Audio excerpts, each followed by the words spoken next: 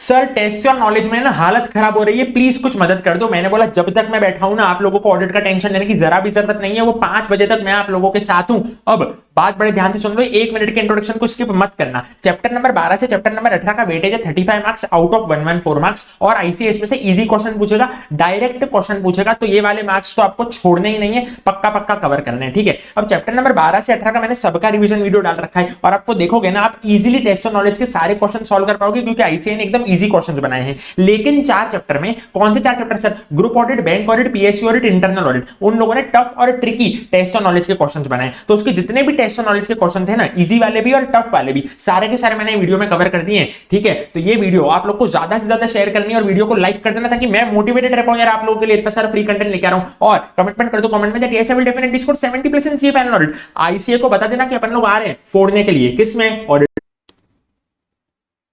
चलो sir, test और knowledge के क्वेश्चंस आप लोगों को कराता हूं मैं ग्रुप ऑडिट चैप्टर के, ठीक है।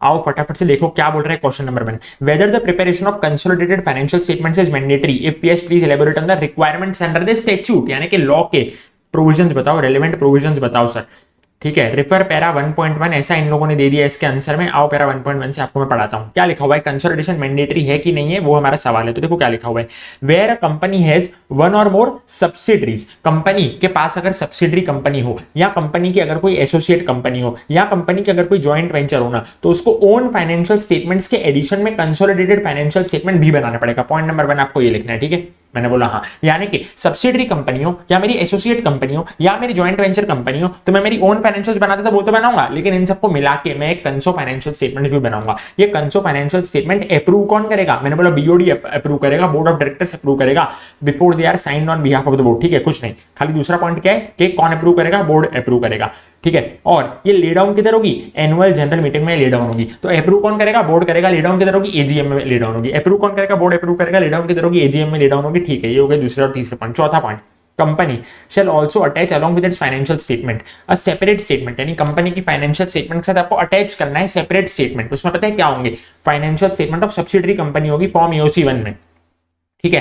कंपनी है ना, कंपनी वो उसकी मेन वाली फाइनेंशियल स्टेटमेंट, यानी कि जो मेन कंपनी उसकी फाइनेंशियल स्टेटमेंट, उसके साथ एक सेपरेट स्टेटमेंट अटैच होगा। उसमें क्या होगा? फाइनेंशियल स्टेटमेंट ऑफ सब्सिडरी, जो भी सब्सिडरी कंपनी है ना, तो वो कौन से फॉर्म में अटैच होगी? मैंने बोला फॉर्म नंबर EOC 1 में सेपरेट स्टेटमेंट अटैच होगा, ठीक है। फॉर्म EOC 1 में अटैच होगा। क्या अटैच होगा? तो मैंने बोला फाइनेंशियल स्टेटमेंट की सब्सिडरी अटैच होगी। उसके बाद बात समझो बड़े ध्यान से, consolidation of financial statements shall be made in accordance with the provision of schedule 3 and applicable AS। क्या चीजें फॉलो होनी चाहिए? शेड्यूल 3 भी फॉलो होना चाहिए और अकाउंटिंग स्टैंडर्ड्स भी फॉलो होने चाहिए। However a company which is not required to prepare CFS under the AS, लेकिन अगर AS आपको एग्जम्पशन दे रहा है ना, it shall be sufficient if the company complies with the provisions of consolidated financial statements provided in schedule 3, यानी तो भी आपको शेड्यूल 3 तो फॉलो करना ही पड़ेगा। मैं क्या बोल रहा हूं, दोनों फॉलो करके आना, शेड्यूल 3 भी फॉलो करके आना, अकाउंटिंग स्टैंडर्ड भी फॉलो करके आना। लेकिन अगर अकाउंटिंग स्टैंडर्ड में एग्जामिशन दिया गया है तो भी शेड्यूल 3 तो आपको जख मार के फॉलो करना ही करना पड़ेगा। मैंने बोला ठीक है सर, ये था मेरा पहला क्वेश्चन। आओ दूसरे क्वेश्चन पे आते हैं फटाफट तरीके से। Please elaborate on the situations wherein the requirement related to preparation of CFS may not apply। CFS यानी कि कंसो फाइनेंशियल स्टेटमेंट्स, मैं इस चैप्टर को क्या बोलूंगा? CFS बोलूंगा, ठीक है। तो CFS आपको कब बनाना नहीं पड़ता? तो देखो 3 यहाँ पे सिचुएशंस दी हुई है जब आपको CFS बनाना नहीं पड़ता। If it meets the following condition, ये 3 कंडीशन में से एक कंडीशन भी मीट कर जाओगे ना, तो आपको CFS बनाना नहीं पड़ेगा। पहला, आप है ना होली ओन सब्सिडरी हो, पार्शियली ओन सब्सिडरी हो अनदर कंपनी के, ठीक है। और आपके जितने भी मेंबर्स है ना, including those not otherwise entitled to vote, यानी चाहे वो वोट करने वाले मेंबर हो, चाहे वो वोट बिना वाले मेंबर हो, having been intimated in writing, उनको है ना घर पे रिटर्न में एक चिट्ठी पहुंच गई है जिसका प्रूफ ऑफ डिलीवरी भी मेरे पास अवेलेबल है। Do not object to the company not presenting CFS, उनको कोई ऑब्जेक्शन है ही नहीं कि CFS नहीं बन रहा है, ठीक है। आप कौन सी कंपनी हो? आप एक होली ओन सब्सिडरी हो या पार्शियली ओन सब्सिडरी हो, आसान भाषा में आप एक सब्सिडरी हो किसी और कंपनी के, और आपके मेंबरों को कोई एतराज ही नहीं है कि आपका CFS नहीं बन रहा है, तो फिर उस केस में आप CFS नहीं बनाओगे। आपके मेंबरों को क्या है ना, एतराज नहीं है, उनके पास घर पे चिट्ठी पहुंची, उनका कोई ऑब्जेक्शन ही नहीं है इस मामले पे। तो पॉइंट नंबर 1 वो हो गया। Point number 2, it is a company whose securities are not listed और are not in the process of listing stock exchange पे, भले वो स्टॉक एक्सचेंज भारत का हो, भले वो स्टॉक एक्सचेंज भारत के बाहर का हो, आपके सिक्योरिटीज ना तो लिस्टेड है ना तो लिस्टेड होने वाले हैं, ना तो लिस्टेड है ना तो लिस्टेड होने वाले हैं। लिस्टेड होने वाले यानी कि वो लिस्टिंग होने के प्रोसेस में भी नहीं है, यानी कि ना तो लिस्टेड है ना तो लिस्टिंग की प्रोसेस में, यानी कि होने भी नहीं वाले आगे। या तो फिर आपकी कोई अल्टीमेट होल्डिंग कंपनी या इंटरमीडिएट होल्डिंग कंपनी ने CFS फाइल कर दिया है, तो फिर आपको करने की जरूरत नहीं है। मैंने बोला ठीक है सर समझ गए। अभी आ जाओ तीसरे क्वेश्चन पे फटाफट तरीके से। While doing the audit of CFS, which current period conso adjustments are to be taken into account? Current period conso adjustments कौन सी होती है? तो देखो इधर तो जबरदस्त तरीके से आपको कराता हूं करंट पीरियड वाली कंसो एडजस्टमेंट्स। ये रही करंट पीरियड वाली कंसो एडजस्टमेंट्स। देखो sir, intra group harmonising, inter company profit elimination, बस 5 पॉइंट बहुत है डिस्क्रिप्टिव के लिए, ठीक है। डिस्क्रिप्टिव आंसर के लिए 5 पॉइंट बहुत है। Intra group interest paid and received, intra group interest paid and received मेरे साथ साथ रिपीट करना, intra group interest paid and received. उसके बाद unrealised intra group profit on assets, unrealised intra group profit on assets, unrealised intra group profit on assets. तो assets कौन सी? जो मैंने सब्सिडरी से लेन देन किए, मैंने सब्सिडरी को दी है या सब्सिडरी ने मेरे को दी है, मैंने सब्सिडरी को दिया, सब्सिडरी ने मेरे को दी है, अनरियलाइज्ड इंट्रा ग्रुप प्रॉफिट्स, ठीक है। फिर वापस से इंट्रा ग्रुप इनहेरिटेंस, तो इंट्रा के 3 पॉइंट हो गए। इंट्रा ग्रुप इंटरेस्ट पेड, फिर इंट्रा ग्रुप प्रॉफिट और इंट्रा ग्रुप इनहेरिटेंस। इंट्रा के 3 पॉइंट हो गए, मैंने बोला हाँ। उसके बाद deferred tax on unrealised intercompany profits और harmonising the different accounting policies being followed by the parent and component. देखो क्या है ना, ये 2 point, deferred tax on unrealised intercompany profit elimination. 2 company होती है ना, उनके प्रॉफिट को मैं आपस में एलिमिनेट कर देता हूं, क्यों? क्योंकि वो पेरेंट सब्सिडरी कंपनी होती है, तो उनके दोनों बैलेंस शीट में मैं क्या कर देता हूं, इंट्रा एलिमिनेशन कर देता हूं, ठीक है। उनके मैं क्या कर देता हूं, आपस में एलिमिनेशन कर देता हूं, इंटर कंपनी प्रॉफिट एलिमिनेशन कर देता हूं, जैसे अपन सेल परचेस क्या करते हैं ना वैसे ही। तो record deferred taxes on unrealised inter company profit elimination, ये प्रॉफिट को जो एलिमिनेट किया ना उस पर डिफर्ड टैक्सेस कितने आए, ठीक है सर। मैंने बोला हाँ, रिकॉर्ड करना है मेरे को deferred taxes on unrealised inter company profit elimination. और पेरेंट और कंपोनेंट दो अलग अलग अकाउंटिंग पॉलिसी का यूज कर रहे हैं, तो दोनों को मेरे को क्या करना है, हार्मोनाइज करना है। यानी मैं मेरी सब्सिडरी को बोलूंगा कि पेरेंट वाली ही अकाउंटिंग पॉलिसी तो यूज कर, तो वो क्या हो जाता है सर, मैं उसको बोलता हूं हार्मोनाइजिंग, ठीक है। 3 पॉइंट इंट्रा के हैं, 1 पॉइंट जो है डिफर्ड टैक्सेस का, 1 पॉइंट किसका है, हार्मोनी का है। मैंने बोला ठीक है सर समझ गए, तो बहुत आसान था। आओ अब next question. Right a short note on responsibility of holding company for the preparation of CFS, और दूसरा शॉर्ट नोट आपको लिखना है परमानेंट कंसोलिडेशन एडजस्टमेंट्स पे। सबसे पहले मैं आपको है ना परमानेंट कंसो एडजस्टमेंट्स करवा देता हूं। आप शॉर्ट नोट लिखना है अपने को परमानेंट कंसो एडजस्टमेंट्स पे। ये रहा permanent conso adjustments. Permanent consolidation adjustments are those adjustments that are made only on the first occasion. ये होते हैं फर्स्ट ओकेशन पे, और subsequent occasions in which there is a change in the share holding of a particular entity which is consolidated. यानी कि मेरे subsidiary में मैं जो शेयर होल्ड करता हूं ना, उसमें अगर चेंज आ गया ना, मान लो मैं पहले 60% होल्ड करता था, अब मैं 70% होल्ड कर रहा हूं, मैं पहले 70% होल्ड करता था, अब मैं 60% होल्ड कर रहा हूं। यानी कि आगे चल के जब चेंज आएगा ना शेयर होल्डिंग में, तो किसकी शेयर होल्डिंग, पेरेंट ने कुछ अपने सब्सिडरी में शेयर होल्डिंग कर रखी होगी, तो उसमें जब चेंज आएगा ना, तो उस पर्टिकुलर केस में मैं परमानेंट कंसोलिडेशन एडजस्टमेंट लगाऊंगा। यानी कि 2 टाइम पे लगाऊंगा, पहले ओकेशन पे लगाऊंगा या तो फिर सब्सिक्वेंट ओकेशन पे। कब लगाऊंगा, तो मैंने बोला जब चेंज इन शेयर होल्डिंग होगा ना तब लगाऊंगा। सर ये कौन से होते हैं ना सर, सुन लो कौन से होते हैं ये। तो ये होता है कैपिटल रिजर्व, गुडविल और non controlling interest. Capital reserve, goodwill और नॉन कंट्रोलिंग इंटरेस्ट, ठीक है सर। CGN, NGC, क्या होता है ये, NGC, समझ रहे हो मेरी बात। मैंने बोला हाँ, डिटर्मिनेशन ऑफ गुडविल और कैपिटल रिजर्व, और जब क्या निकालना होता है मेरे को, non controlling interest, determination of amount of equity attributable to minority और नॉन कंट्रोलिंग इंटरेस्ट, ठीक है सर। ECG भी आप इसको बोल सकते हो, लो ECG, समझ गए। Equity attributable to non controlling interest, capital reserve और गुडविल। सर भी नॉन कंट्रोलिंग इंटरेस्ट किस बला का नाम है, मैंने बोला मैं जो मेरी सब्सिडरी है ना वो माइनॉरिटी इंटरेस्ट होल्ड करती है, तो उसको मैं क्या बोलता हूँ, नॉन कंट्रोलिंग इंटरेस्ट बोलता हूँ, उसके वाले इंटरेस्ट को, ठीक है सर। तो ये क्या है, ECG। ई बोले तो क्या, ई बोले तो equity attributable to minority non controlling interest, C बोले तो कैपिटल रिजर्व और जी बोले तो गुडविल। ये होते हैं हमारे परमानेंट कंसोलिडेशन एडजस्टमेंट, ठीक है सर। मैंने बोला हाँ, ये थे हमारे परमानेंट कंसोलिडेशन एडजस्टमेंट। उसके अलावा ऑडिटर को है ना वेरीफाई करना होता है कि ये सारी कैलकुलेशन ऊपर वाली एप्रोप्रिएटली मीट हुई है। और देखो सर, ये 3 चीजें ऑडिटर को और वेरीफाई करनी होती है। तो मैंने बोला कौन सी 3 चीजें ऑडिटर को और वेरीफाई करनी होती है। पहला, auditor should pay particular attention to the determination of pre acquisition reserves of the component. यानी ऑडिटर को है ना प्री एक्विजिशन रिजर्व भी देखने पड़ते हैं। यानी कि अभी है ना जो मैं मेन वाली कंपनी है उसने सब्सिडरी का क्या नहीं किया है, अभी उसने एक्विजिशन नहीं किया है, तो प्री एक्विजिशन कितने रिजर्व थे वो चेक कर लेना। डेट ऑफ इन्वेस्टमेंट चेक कर लेना, यानी कि कब वो कंपनी ने सब्सिडरी कंपनी को एक्वायर किया वो चेक कर लेना। Company should also examine whether the pre acquisition reserve have been allocated appropriately between the parent and minority interest. Parent और माइनॉरिटी इंटरेस्ट जो है ना उनको प्रॉपर शेयर एलोकेट किया गया है प्री एक्विजिशन रिजर्व का या नहीं किया गया है। और auditor should also verify the changes that might have taken place in this permanent consolidation adjustment on account of subsequent acquisition of shares in the components और डिस्पोजल ऑफ कंपोनेंट। यानी कि एक्विजिशन या डिस्पोजल के कारण कुछ changes तो नहीं आ गए हैं परमानेंट कंसोलिडेशन एडजस्टमेंट, वो चेंजेस को भी वेरीफाई करना पड़ता है। 3 चीजों को अपने को देखना होता है। पहला क्या देखना होता है पता है, पहला अपने को देखना होता है डेट ऑफ इन्वेस्टमेंट को, ठीक है। उसके बाद प्री एक्विजिशन रिजर्व के एलोकेशन को देखना होता है, और उसके बाद में किसमें देखना होता है, चेंज जो कि हुआ है ना परमानेंट कंसोलिडेशन एडजस्टमेंट में। तो तीन चीजों को देखना होता है, डेट को, एलोकेशन को, चेंज को। मेरे साथ साथ रिपीट करो, डेट को, एलोकेशन को, चेंज को, डेट को, एलोकेशन को, चेंज को, डेट को, एलोकेशन को, चेंज को, डेट को, एलोकेशन को, चेंज को। तीन चीजों को मेरे को क्या करना होता है, देखना होता है। मैंने बोला ठीक है सर, समझ गए। ये था मेरा परमानेंट कंसोलिडेशन एडजस्टमेंट, ठीक है। उसके बाद बोलता है रिस्पॉन्सिबिलिटी ऑफ पेरेंट। हाँ, इसको मेमोरी टेक्निक के जरिए मैं आप लोग को याद करवाता हूं। देखो क्या बोल रहा हूं मैं, कंपोनेंट की रिपोर्ट कर दूंगा कि ये लोग पार्टी कर रहे हैं इनएक्यूरेट इनएप्रोप्रिएट तरीके से, इनको बोलो हार्मोनी रखे गैप में। जो आंटी थी ना मेरी, वो क्या बोलती, मैं रात रात भर पार्टियां करता था, तो वो क्या बोलती थी, कंपोनेंट को रिपोर्ट कर दूंगी कि ये लोग पार्टी कर रहे हैं इनएक्यूरेट इनएप्रोप्रिएट तरीके से, इनको बोलो हार्मोनी रखे गैप में जाके। तो देखो मैंने अंडरलाइन कर रखा है, इधर कंपोनेंट को अंडरलाइन किया है, रिपोर्ट को अंडरलाइन किया, ठीक है। तो वो वाला देख लो, उसके हिसाब से मेमोरी टेक्निक बनी गई है। पहला क्या था, कंपोनेंट को रिपोर्ट कर दूंगा, यानी कि पहले तो आपको आइडेंटिफाई करने हैं कंपोनेंट्स, यानी जो भी सब्सिडरी कंपनियां हैं, जो मेन पेरेंट कंपनी, उसकी सब्सिडरी कंपनियों को आपको क्या करना है, आइडेंटिफाई करना है, ठीक है। उसके बाद क्या करा, मैं कंपोनेंट को रिपोर्ट कर दूंगा। आंटी क्या बोली थी, रिपोर्ट कर दूंगी, तो आइडेंटिफाई करने अपने को रिपोर्टेबल सेगमेंट्स, ठीक है, कि ये लोग पार्टी कर रहे हैं, तो रिलेटेड पार्टी और रिलेटेड पार्टी के ट्रांजैक्शन मेरे को वो देखने, पार्टी कर रहे हैं इनएक्यूरेट इनएप्रोप्रिएट तरीके से, ठीक है। तो क्या करना है ना, एक्यूरेट इंफॉर्मेशन मेरे को प्राप्त करनी है, एप्रोप्रिएट कंसोलिडेशन एडजस्टमेंट करने हैं। और क्या बोल रहे थे ये लोग, तो आंटी क्या बोलती मेरे को, इनको बोलो हार्मनी रखे गैप में, यानी कि हार्मोनाइजेशन ऑफ अकाउंटिंग पॉलिसीज और गैप कन्वर्जन वेयर एप्लीकेबल, ठीक है सर। ये इसकी क्या थी, मेमोरी टेक्निक थी, बढ़िया वाली, चंगी वाली।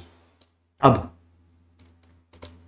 देखो अगला सवाल क्या बोल रहा है, आर लिमिटेड जो है ना, ओन कर रहा है 51% voting power in S limited. ये आर है, वो एस में कितना होल्ड कर रहा है, 51%। It however holds and discloses all the shares as stock in trade in its accounts. ये आर लिमिटेड पता है अपने बुक्स में क्या दिखा रहा है, कि मैं तो है ना स्टॉक होल्ड कर रहा हूं।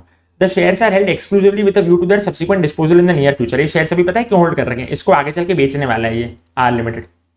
R Limited represents that while preparing CFS, S Limited can be excluded from the consolidation. As a state auditor, how would you deal? R Limited बोल रहा है कि मेरे को कंसोलिडेशन करने की कोई आवश्यकता नहीं है। मैंने बोला R Limited जो है ना एकदम ही गलत बात कर रहा है। तो बोले कैसे, देखो सर सिंपल सी बात है, इन DS 110 के अनुसार आपको कोई भी प्रकार का एग्जेम्पशन नहीं मिलता है टेम्पररी कंट्रोल के लिए। ये लिखा हुआ है, ठीक है। क्या लिखा हुआ है, इन DS 110 बोलता है कि मैंडेटरी है। इन DS 110 क्या बोल रहा है कि consolidation of an investee begin हो जाएगा from the date investor obtain controls, यानी जब से इन्वेस्टर है ना कंट्रोल ऑब्टेन कर रहा है ना, कंसोलिडेशन चालू हो जाएगा, ठीक है। Where a company is having subsidiary which is not required to prepare CFS under the AS, it shall be sufficient if the company complies with CFS as per schedule 3। अब मैं आपको बता दूं, AS में है ना, AS में ये एग्जेम्पशन दे रखी है, पता है मैंने स्टार्टिंग में पढ़ा था, शेड्यूल 3 भी फॉलो करना है, AS भी फॉलो करना है, लेकिन अगर AS की कोई एग्जाम्पशन हो तो भी शेड्यूल 3 तो फॉलो करना ही पड़ेगा। मैंने बोला हाँ सर फॉलो करना ही पड़ेगा। AS में एग्जाम्पशन दिए, इन DS में से कोई भी एग्जाम्पशन नहीं दिए, फाइनल लेवल पे अपने को इन DS से ही लेना देना है। तो क्या लिखा हुआ है, आर लिमिटेड का इंटेंशन पता है क्या है, कि आगे चल के बेच देगा, यानी कि इसका टेम्पररी कंट्रोल है, तो भी इसको क्या करना पड़ेगा, इसको कंसोलिडेशन करना पड़ेगा, क्योंकि ऐसा टेम्पररी कंट्रोल का कोई भी एग्जाम्पशन इन DS 110 में अवेलेबल नहीं है। खत्म हो गई बात, ठीक है सर। ये था अपना क्वेश्चन नंबर 5। आओ फटाफट से क्वेश्चन नंबर 6 पे। A limited holds the ownership of 10% voting power of B limited. देखो मस्त क्वेश्चन है, A लिमिटेड है ना 10% होल्ड कर रहा है B लिमिटेड का, और उसका कंट्रोल है over the composition of board of directors of B Limited. इसको देखना है भाई, जबरदस्त क्वेश्चन है। While planning the state audit of A Limited what factors would be considered by you as the state auditor of A Limited for the audit of its CFS। A Limited है ना B limited में केवल और केवल 10% hold कर रहा है, तो ये तो कंसोलिडेशन हुआ ही नहीं ना सर, 10% से थोड़ी कंसोलिडेशन होगा, 51% होगा तो कंसोलिडेशन होगा। लेकिन है ना A लिमिटेड B लिमिटेड के एक बोर्ड ऑफ डायरेक्टर्स पे अपना कंट्रोल रखा हुआ है उसने, तो उस हिसाब से इसको मैं क्या करूंगा, कंसोलिडेशन में डालूंगा। देखो इसका आंसर भी बहुत प्यारा है, 6 पार्ट्स में इसके आंसर को मैंने बांटा है। देखो सर, रीजन सो कंसोलिडेट कैसे, मेरे साथ साथ रिपीट करो, रीजन सो कंसोलिडेट कैसे, means and minutes adjustments, RP की अकाउंटिंग। ये पीछे पीछे रिपीट करो मेरे, रीजन सो कंसोलिडेट कैसे, रीजन सो कंसोलिडेट कैसे, ठीक है। Means and minutes adjustments, RP और आरपी की अकाउंटिंग। पहला पॉइंट पता है क्या बोल रहा है, ए लिमिटेड है ना केवल और केवल 10% होल्ड कर रहा है बी लिमिटेड में, लेकिन ए लिमिटेड है ना बी लिमिटेड के बोर्ड ऑफ डायरेक्टर्स को कंट्रोल करता है। इसी कारण क्या करना पड़ेगा, कंसोलिडेशन करना पड़ेगा, इसी कारण कंसोलिडेशन मैंडेटरी हो जाएगा, ठीक है।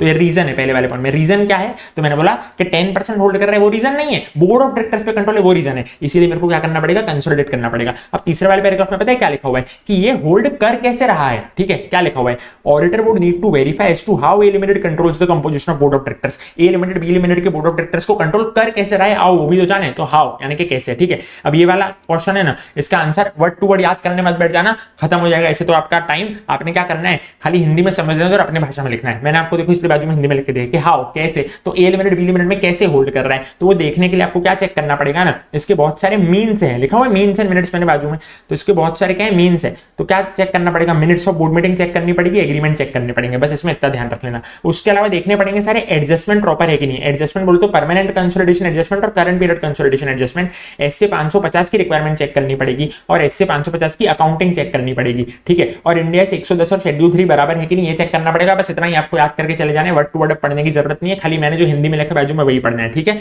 मैंने बोला हाँ पहला क्या है ना रीजन, रीजन क्या है, तो मैंने बोला 10% होल्ड कर रखा है वो रीजन नहीं है, बोर्ड ऑफ डायरेक्टर्स पे कंट्रोल है वो रीजन है, तो कंसोलिडेट करो कैसे होल्ड कर रहा है, ठीक है, वो है पॉइंट नंबर 3 हाउ, ठीक है। अब मैं बोल रहा हूं उसके लिए क्या करना पड़ेगा, मेरे को मिनट्स चेक करने पड़ेंगे मेरे को बोर्ड मीटिंग के और एग्रीमेंट चेक करने पड़ेंगे, तो एडजस्टमेंट चेक कर लेना, परमानेंट कंसो एडजस्टमेंट्स और current period conso adjustment, related party ऐसे 550 देख लेना और रिलेटेड पार्टी की अकाउंटिंग देख लेना, इंडिया 110 शेड्यूल 3 देख लेना। मैंने बोला चलो ठीक है, ठीक है। अभी अगला क्वेश्चन आ रहा है अपना क्वेश्चन नंबर 7, पता है वो किस बारे में है, वो ये बारे में पता है, आखिरी वाला पार्ट है रिपोर्टिंग को लेकर के, जब पेरेंट ऑडिटर और कंपोनेंट वाला सेम ही ऑडिटर हो, वो चलो ना आपको करवा देता हूं ऊपर से फटाफट। क्या है पहला पॉइंट, अगर तो पेरेंट का auditor is also the auditor of component, इसमें ना रिपोर्टिंग वाला पार्ट है, रिपोर्टिंग कैसे होगी, अगर तो पेरेंट ऑडिटर और कंपोनेंट का ऑडिटर सेम है तो वेदर, अपने को क्या देखना है ना, ऑडिट रिपोर्ट ड्राफ्ट करते वक्त ऑडिटर ही देखेगा कि whether the principles and procedures for preparation and presentation of CFS follow हुए कि नहीं हुए, PPCFS preparation and presentation of CFS के प्रिंसिपल फॉलो हुए हैं कि नहीं हुए हैं, कोई भी अगर डिपार्चर है तो ऑडिटर को देखना है कि ऐसे 705 मॉडिफिकेशन वाला फॉलो हुआ है कि नहीं हुआ है। उसके अलावा बैलेंस शीट जो है मेरे को ट्रू एंड फेयर व्यू दे रही है कि नहीं दे रही है, पीएनएल जो है मेरे को ट्रू एंड फेयर व्यू दे रहे हैं कि नहीं दे रहे, सीएफएस जो है कैश फ्लो स्टेटमेंट वो मेरे को ट्रू एंड फेयर व्यू दे रहे हैं कि नहीं दे रहे, बस इतना लिख के आ जाना, बैलेंस शीट पीएनएल और बैलेंस शीट पीएनएल और कैश फ्लो स्टेटमेंट मेरे को ट्रू एंड फेयर व्यू दे रहे कि नहीं दे रहे, 3 बात लिखना, प्रिपरेशन प्रेजेंटेशन ऑफ सीएफएस बराबर है कि नहीं, ऐसे 705 फॉलो हुआ है कि नहीं, अगर डिपार्चर हुआ है तो balance sheet PNL CFS proper view दे रहे कि नहीं दे रहे। उसके बाद अगर तो पेरेंट ऑडिटर और कंपोनेंट के ऑडिटर अलग अलग है तो क्या होगा, in case where the parent auditor is not the auditor of component, तो आपको क्या देखना पड़ेगा, ऐसे 600 देखना पड़ेगा क्योंकि आप यूज कर रहे हो अनदर ऑडिटर का काम, ठीक है। अब देखो क्या लिखा हुआ है, if the auditor considers it necessary to make reference to the audit of the other auditors, the auditor's report on the CFS should disclose clearly the magnitude of the portion, यानी पता है क्या देखना पड़ेगा कि मान लो 100 करोड़ रुपए का काम हुआ है या 100% काम हुआ है, तो प्रिंसिपल ऑडिटर बोलेगा इसमें से 50 करोड़ का काम मैंने किया है, 50 करोड़ का काम कंपोनेंट के ऑडिटर ने किया है, इसमें से 50% का काम मैंने किया है, 50% का काम कंपोनेंट के ऑडिटर ने किया है, यानी कि रुपये में आपको अमाउंट बताने पड़ेंगे, परसेंटेज बताना पड़ेगा, जितना काम आपने किया, जितना काम किसने किया, अपने जितना काम कंपोनेंट वाले ऑडिटर ने किया है, ठीक है। ये जो भी आप total asset, total revenue, total cash flow की फिगर ले रहे हो ना, ये होनी चाहिए before permanent consolidation adjustment and current period consolidation adjustment, ठीक है। अब ये जो रेफरेंस आप दे रहे हो ना अपने रिपोर्ट में, किस बात का reference, reference of the auditor on the CFS to the fact that part of the audit of the group was made by other auditor, मैंने नहीं बोला 50% काम मैंने किया है, 50% किसी और ने किया है, तो ये क्वालिफिकेशन नहीं है, मैं तो खाली डिवाइडेड रिस्पांसिबिलिटी बता रहा हूं कि हम दोनों की रिस्पांसिबिलिटी 50-50 की है, ठीक है। उसके बाद when the component auditor reports on financial statements under an accounting framework different than that of parent, यानी कि AS है ना भारत वाले ने फॉलो कर रखे हैं और उसने अपना कोई दूसरा ही अकाउंटिंग स्टैंडर्ड फॉलो कर रखे हैं, बाहर वाले ने यूएस गैप फॉलो कर रखे हैं, ठीक है। विदेशी अगर मेरी कोई कंपोनेंट है तो फिर उस केस में क्या करना है, तो उस केस में ना 2 ऑप्शन होते हैं आपके पास। देखो पहला ऑप्शन पता है क्या होता है, व्हेन अ कंपोनेंट की FS are prepared under an accounting framework that is different than that of the framework used by the parent, यानी उसने कोई विदेशी फ्रेमवर्क में अपने अकाउंट्स बना रखे हो, ठीक है। तो क्या है ना, पेरेंट का जो मैनेजमेंट है ना वो कन्वर्जन करेगा कंपोनेंट ऑडिटेड एफएस का from the framework used by the component to the framework under which the conso FS are prepared, यानी मान लो मेरी कोई यूएस की सब्सिडरी है जिसने यूएस गैप में अकाउंटिंग कर रखी होगी, ठीक है, और भारत वालों ने तो अकाउंटिंग स्टैंडर्ड के हिसाब से करी होगी, तो फिर क्या करेंगे ना, कन्वर्ट किया जाएगा, वो यूएस गैप वाली फाइनेंशियल्स को एएस में कन्वर्ट किया जाएगा, ये होता है मेरा ऑप्शन नंबर 1। ऑप्शन नंबर 2 पता है ऑल्टरनेटिव ऑप्शन क्या होता है, उनको ही बोल देना कि एएस के हिसाब से आप अकाउंटिंग करके लाओ, तो उनको कैसे पता चलेगा, उनको ग्रुप अकाउंटिंग मैनुअल पकड़ा देना, ठीक है। बस ये 2 ऑप्शन होते हैं, इतना लिख के आ जाओगे चल जाएगा। उसके बाद when the component auditor reports under an auditing framework different than that of the parent, ऊपर वाले में अकाउंटिंग फ्रेमवर्क अलग था, इसमें क्या है ना ऑडिटिंग फ्रेमवर्क अलग है।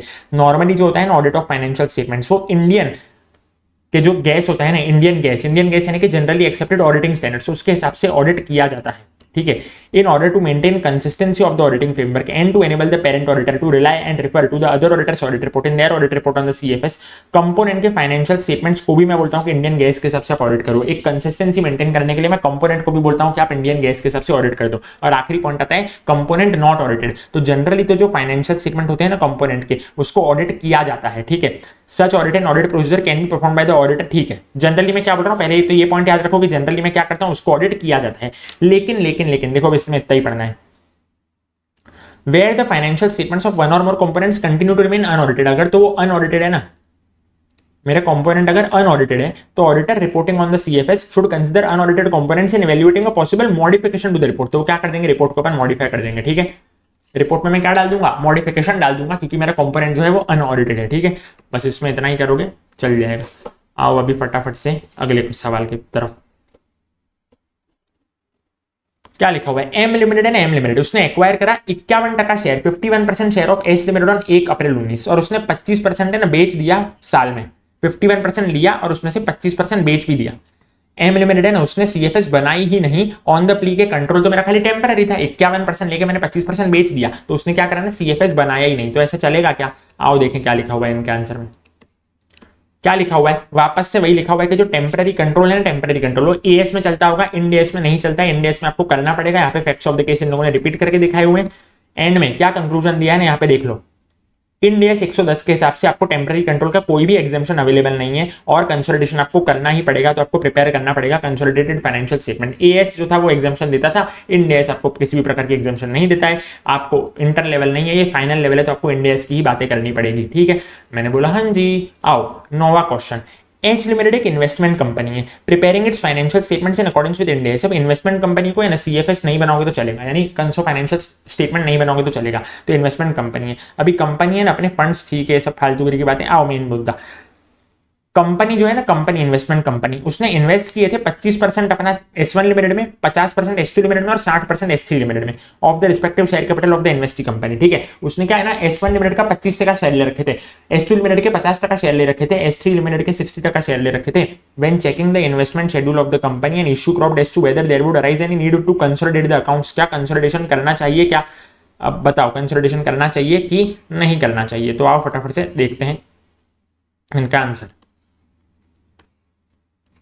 देखो क्या लिखा हुआ है, पहले तो वो वाली लाइन दे दी है कि किसी भी कंपनी की सब्सिडरी होती है, जॉइंट वेंचर होता है, एसोसिएट होता है, तो उसको अपने मेन फाइनेंशियल्स के साथ कंसोलिडेटेड वाला फाइनेंशियल्स बनाना पड़ता है, जो मैंने क्वेश्चन 1 में पढ़ा ना। उसके बाद क्या लाइन दी है पता है, शेड्यूल 3 भी फॉलो करना पड़ता है, एएस भी फॉलो करना पड़ता है, लेकिन अगर एएस नहीं लग रहा है ना, तो खाली शेड्यूल 3 फॉलो करना पड़ेगा, वो भी अपन ने लाइन पढ़ रखी है। उसके अलावा आपको है ना कंसोलिडेट करना पड़ता है, लेकिन इन्वेस्टमेंट एंटिटी को कंसोलिडेशन नहीं करना पड़ता है, ऐसा एक रूल है। फिर इधर इन्वेस्टमेंट एंटिटी की डेफिनेशन दे रखी है, जो कि किसी काम की नहीं है। मेन मुद्दे पे आओ, क्या था, इन्वेस्टमेंट एंटिटी ने 25%, 50% और 60% होल्ड कर रखा था, ठीक है, of the respective share capital.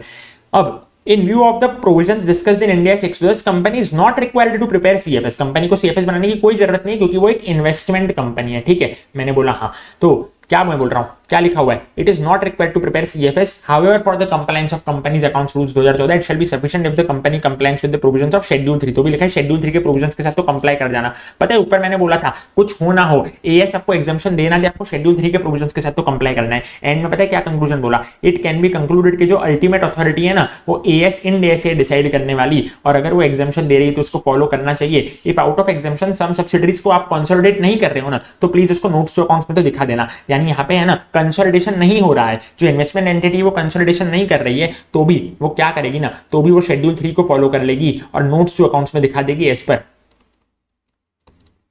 Schedule 3, ठीक है। नोट्स टू अकाउंट्स में दिखा देगी एज पर शेड्यूल 3। कंसोलिडेशन आपको नहीं करना है, लेकिन तो भी शेड्यूल 3 फॉलो कर लेना। एएस इंडेक्स चाहे जो भी एग्जाम्पशन दे, आपको शेड्यूल 3 तो फॉलो करना पड़ता है। लेकिन क्वेश्चन में टेम्पररी कंट्रोल दिख जाए ना, तो बोलना कि हाँ सीएफएस तो अपने को बनाना पड़ेगा। मैंने बोला ठीक है।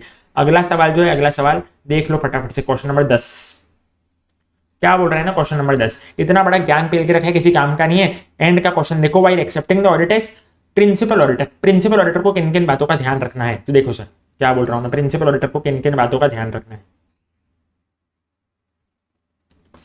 प्रिंसिपल ऑडिटर को है ना एमपीआरपी का ध्यान रखना है। एमपी यानी कि materiality of the portion of the financial information which the principal auditor audits, यानी कि 100 करोड़ में से 50 करोड़ प्रिंसिपल ऑडिटर ऑडिट कर रहा है, 50 करोड़ अदर ऑडिटर ऑडिट कर रहा है, तो 50 करोड़ की बात चल रही है जो कि प्रिंसिपल ऑडिटर ऑडिट कर रहा है। यानी कि materiality of the portion of the financial information which the principal auditor audits, वो वाला पोर्शन जो कि कौन ऑडिट कर रहा है, प्रिंसिपल ऑडिटर ऑडिट कर रहा है। उसके बाद प्रिंसिपल ऑडिटर की डिग्री ऑफ नॉलेज क्या है, पी फॉर प्रिंसिपल ऑडिटर की डिग्री ऑफ नॉलेज। फिर आर यानी कि रोमम in the financial information of the component audited by other auditor, जो चीजें अदर ऑडिटर ऑडिट कर रहा है तो उसमें कितना रोमा में रिस्क ऑफ मेटल मिसस्टेटमेंट कितना है। और performance of additional procedures as set out in this essay regarding the component audited by other auditor resulting in the principal auditor having significant participation in such audit, यानी कि additional procedures कितने करने पड़ रहे हैं प्रिंसिपल ऑडिटर को component के लिए, regarding the component audited by other auditor resulting in the principal auditor having significant participation in such audit, यानी कि अदर ऑडिटर ने कुछ काम तो कर रखा था लेकिन है ना प्रिंसिपल ऑडिटर को वापस से वो काम को क्या करना पड़ गया, दोहराना पड़ गया। तो एमपीआरपी के बारे में बात चल रही है। एमपीआरपी, एम यानी कि मटेरियलिटी ऑफ द पोर्शन, जो कि काम मैंने क्या बोला 100 करोड़ में से 60 करोड़ मैंने किया, 40 करोड़ अदर ऑडिटर ने किया, तो 60 करोड़ की बात चल रही है। फिर degree of knowledge, principal auditor को कितना डिग्री है, वो है पी, ठीक है। फिर वापस आते हैं आर, आर यानी कि रोमम कितना है वो अदर ऑडिटर के काम में, और पी यानी कि एडिशनल प्रोसीजर करने पड़ेंगे हमारे प्रिंसिपल ऑडिटर को उन काम के लिए जो कि वो अदर ऑडिटर ने कर रखे हैं। अगला 11वां और 12वां सवाल बहुत ज्यादा इंपॉर्टेंट है आप लोग के लिए एग्जाम पॉइंट ऑफ व्यू से, फटाफट तरीके से आके आपको करवाता हूं। वीनस लिमिटेड एक कर्टन मैन्युफैक्चरिंग कंपनी है जिसका कॉर्पोरेट ऑफिस पंजाब में है, ठीक है। Company is in the process of expansion, company expand करने वाली है और उसने 4 नई कंपनियों को भी एक्वायर कर लिया है। अब प्रद्युम्न कंपनी प्रिंसिपल ऑडिटर है, while the audit of all the companies acquired during the year is being conducted bye, उसके सब्सिडरी को ऑडिटर कौन कर रहा है, झा एंड झा एसोसिएट्स कर रहा है, ठीक है। During the course of audit, CA Pradyuman, the engagement partner, asked the management of Venus Limited. उसने Venus Limited के मैनेजमेंट को बोला at the corporate office that in order to conduct the audit of the CFS, his audit firm is required to conduct audit of the financial statement of all the components also. To this, the management asked the CA Pradyuman to consider the audit report of the component auditor already provided to his audit team and to communicate with the component auditor for any discussion they wish to have. CA Pradyuman contended that for the purpose of audit of CFS, either his firm is required to conduct an audit of all the component FS or he needs the working paper of the component auditors. कुछ नहीं है sir, एक है principal auditor, एक है other auditor. Principal auditor जाहिर सी बात है मेन वाली कंपनी का ऑडिट कर रहा है, अदर ऑडिटर सब्सिडरी का कर रहा है। तो प्रिंसिपल ऑडिटर पता है क्या बोल रहा है, मेरे को है ना अदर ऑडिटर के वर्किंग पेपर दो या तो मेरे को उसका ऑडिट वापस करना पड़ेगा। इतने बड़े का सार यही था। प्रिंसिपल ऑडिटर क्या बोल रहा है, मेरे को उसके वर्किंग पेपर दो या तो फिर मेरे को उसका ऑडिट करना पड़ेगा। तो देखो क्या प्रिंसिपल ऑडिटर की मांगे सही है या उसकी मांगे गलत है। ऐसे 600 using the work of another auditor के अनुसार प्रिंसिपल ऑडिटर है ना उसको नॉर्मली रिलाई करना चाहिए कंपोनेंट ऑडिटर के काम पे, ठीक है। Unless there are special circumstances to make it essential for him to visit the component, हाँ अगर उसको विजिट करने की जरूरत पड़ गई वो कंपोनेंट ऑडिटर के उधर तो अलग बात है, उसको एग्जामिन करने की जरूरत पड़ गई उसके बुक्स ऑफ अकाउंट्स तो अलग बात है, लेकिन नॉर्मली प्रिंसिपल ऑडिटर को भरोसा होना चाहिए कंपोनेंट ऑडिटर पे। प्रिंसिपल ऑडिटर है ना डिस्कस कर सकता है हमारे अदर ऑडिटर के साथ जो भी ऑडिट प्रोसीजर्स फॉलो कर रहे हैं, रिटर्न समरी उसकी रिव्यू कर सकता है, उसके क्वेश्चन चेकलिस्ट जो भी है क्वेश्चन है वो सब रिव्यू कर सकता है। प्रिंसिपल ऑडिटर चाहे ना तो अदर ऑडिटर के उधर जा भी सकता है, विजिट भी कर सकता है, ठीक है। लेकिन लेकिन लेकिन और मैं क्या बोल रहा हूं, देखो प्रिंसिपल ऑडिटर ने significant findings of other auditor वो भी कंसीडर कर सकता है, लेकिन कभी भी प्रिंसिपल ऑडिटर वर्किंग पेपर नहीं मांग सकता है उसके, ठीक है। वही चीज लिखी हुई है, देखो क्या लिखा हुआ है, प्रिंसिपल ऑडिटर अगर उसको लगे ना तो वो अदर ऑडिटर के साथ ऑडिट फाइंडिंग्स को भी डिस्कस कर सकता है। अदर ऑडिटर को पूछेगा तूने क्या क्या ऑडिट फाइंडिंग्स करी, ठीक है, मैंने बोला हाँ, लेकिन लेकिन लेकिन कभी भी है ना वो वर्क पेपर को क्या नहीं कर सकता, मांग नहीं सकता है। देखो इधर इतनी सारी फालतूगिरी की आपको बातें लिखने की जरूरत नहीं है, डायरेक्ट मुद्दे पे आता हूं। मैंने क्या बोला क्या क्या कर सकते हो, आप विजिट कर सकते हो उधर बिंदास तरीके से, आप बुक्स ऑफ अकाउंट्स को एग्जामिन कर सकते हो, आप उनके साथ ऑडिट प्रोसीजर्स को डिस्कस कर सकते हो, लेकिन आप कभी भी उनसे वर्क पेपर नहीं कर मंगा सकते हो, ना ही आप ऐसा बोल सकते हो कि मेरे को आपका ऑडिट वापस करना है। क्या लिखा हुआ है, सीए प्रद्युमन है ना ये अबव मेंशन प्रोसीजर कर सकता है, लेकिन audit of the component FS by the principal auditor is not required. वापस से ऑडिट करना अच्छी बात नहीं है। तो कंटेंशन जो है ना सीए प्रद्युमन का यानी कि जो प्रिंसिपल ऑडिटर है वो एकदम इनकरेक्ट है, नॉट करेक्ट, ठीक है। उसके बाद पता है जो ऑडिट डॉक्यूमेंटेशन होती है ना वो ऑडिटर की प्रॉपर्टी होती है, तो वो अदर ऑडिटर की प्रॉपर्टी है, वो प्रिंसिपल ऑडिटर मंगा नहीं सकता, तो वर्क पेपर भी आप नहीं मंगा सकते। क्या लिखा हुआ है, डिस्क्रिशन है कंपोनेंट ऑडिटर का, अगर कंपोनेंट ऑडिटर स्वैच्छिक आपको चाहे तो दे सकता है। कंपोनेंट ऑडिटर जो है ना अपनी इच्छा से प्रिंसिपल ऑडिटर को वर्क पेपर अवेलेबल करवा सकता है, लेकिन प्रिंसिपल ऑडिटर ऐसा नहीं बोल सकते तू मेरे को वर्क पेपर अवेलेबल करवा। तो ये जो है कंटेंशन एकदम ही ज्यादा क्या है, इनकरेक्ट कंटेंशन है, ठीक है। मैंने बोला हाँ। इन शॉर्ट चलो 11वां और 12वां क्वेश्चन करूंगा ना, फिर आपको पूरी 11वीं और 12वीं की समरी करके दूंगा, ठीक है। दोनों सिमिलर क्वेश्चन है। 12वां क्वेश्चन में पता है क्या हो रहा है, कुकरेजा एंड एसोसिएट है वो प्रिंसिपल ऑडिटर है एमएन लिमिटेड के। अब company is engaged with the manufacture of sport items, ठीक है, सब है। With respect to the audit of branches company ने 7 चार्टर्ड अकाउंटेंट फर्म को अपॉइंट किया। इन शॉर्ट इधर भी प्रिंसिपल ऑडिटर है एक और कौन है, अदर ऑडिटर है। ऑडिट रिपोर्ट ठीक है। When analysing the work of branch auditor, देखो यहाँ पे क्या हुआ है, जो सीए कुकरेजा है हमारा एंगेजमेंट पार्टनर, उसने ब्रांच ऑडिटर को बोला है कि तू मेरे को है ना summary of audit procedure and findings है ना शेयर कर। और सीए कुकरेजा जो है उसने एक ब्रांच ऑडिटर को ये भी बोला है कि तू मेरे को वर्किंग पेपर शेयर कर, ठीक है। यानी कि पिछले वाले केस में पता है क्या हो रहा था, प्रिंसिपल ऑडिटर अदर ऑडिटर को ऐसा बोल रहा था कि मैं तेरा ऑडिट वापस करूंगा, मैंने जो बोल दिया था कि ये कंटेंशन गलत है, ठीक है, ऐसा अलाउड नहीं है। दूसरा उसने बोला था वर्क पेपर दे, ये भी अलाउड नहीं है। लेकिन इस केस में पता है क्या हो रहा है, इस केस में एक तो है नहीं प्रिंसिपल ऑडिटर, अदर ऑडिटर को बोल रहे तू मेरे को वर्क पेपर दे, मैंने बोला चलो वो तो अलाउड है ही नहीं, क्योंकि वो तो किसकी प्रॉपर्टी है, वो कंपोनेंट ऑडिटर की प्रॉपर्टी है, वो चाहे तो स्वैच्छिक अवेलेबल करवा सकता है। और दूसरा इसमें क्या बोल रहा है कि तू है ना मेरे साथ अपने summary of audit procedure share कर, तो वो कर सकते हैं क्या, मैंने बोला यस वो कर सकते हैं, summary of audit procedure share कर सकते हैं। यानी प्रिंसिपल ऑडिटर अदर ऑडिटर के पास जाके वापस ऑडिट नहीं कर सकता है उसका, लेकिन अदर ऑडिटर ना उसको समरी शेयर कर सकते हैं ऑडिट प्रोसीजर की। तो वही इतना लंबा चौड़ा इन लोगों ने लिख रखा है आंसर में, देखो वापस से वही बातें हैं, using the work of another auditor, ऐसे 600 के हिसाब से आपको इन रिलाई करना होता है। Normally principal auditor other auditor के काम पे रिलाई करेगा, उसके उधर विजिट करेगा, उसके बुक्स ऑफ अकाउंट्स को एग्जामिन करेगा, ये सब फालतूगिरी की बातें लिखी हुई है, ठीक है।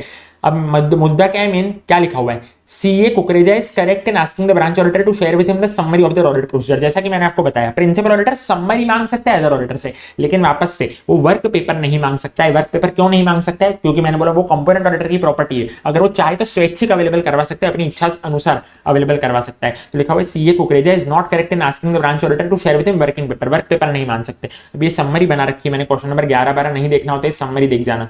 क्या लिखा हुआ है, ऑडिट ऑफ कंपोनेंट करना गलत बात है, आप कंपोनेंट का जाके वापस ऑडिट नहीं कर सकते, आप है ना शेयर कर सकते हो, यानी आप अदर ऑडिटर हो, आप मेन वाले ऑडिटर से, प्रिंसिपल ऑडिटर से अपनी समरी वगैरह शेयर कर सकते हो। वर्क पेपर आप मांग सकते हो क्या अदर ऑडिटर से, प्रिंसिपल ऑडिटर वर्क पेपर मांग सकता है क्या, तो मैंने बोला नहीं वर्क पेपर नहीं मांग सकता, थोड़ा भरोसा रखना पड़ेगा आपको ऑडिटर पे। तो ये थे अपने ग्रुप ऑडिट के प्यारे प्यारे वाले क्वेश्चंस, टेस्ट योर नॉलेज के, ठीक है। बहुत डिमांड आ रही थी सर टेस्ट और नॉलेज के क्वेश्चन ले लो, बैंक ऑडिट के समझ में नहीं आ रहे हैं, आपने बोला और मैं ना करूं, ऐसा हो सकता है क्या। फटाफट तरीके से शुरू करता हूं। Question number 1, your firm has been appointed as central statutory auditor of a nationalised bank, the bank follows financial year as accounting year, your audit manager informed that the bank has recognised on accrual basis, bank ने accrual basis पे recognise किया है, cash basis पे recognise नहीं किया है। तो बोले क्या, इनकम फ्रॉम डिविडेंड इनकम और इनकम फ्रॉम म्यूचुअल फंड, ठीक है। कौन सी income, dividend income and mutual fund income, ठीक है।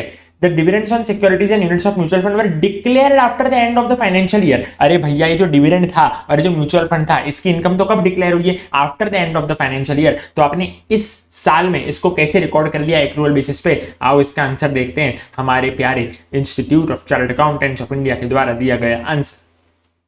देखो क्या लिखा हुआ है, एनबीएफसी ऑडिट पे जंप कर गए तो आओ भाई बैंक ऑडिट पे आओ, बैंक ऑडिट पे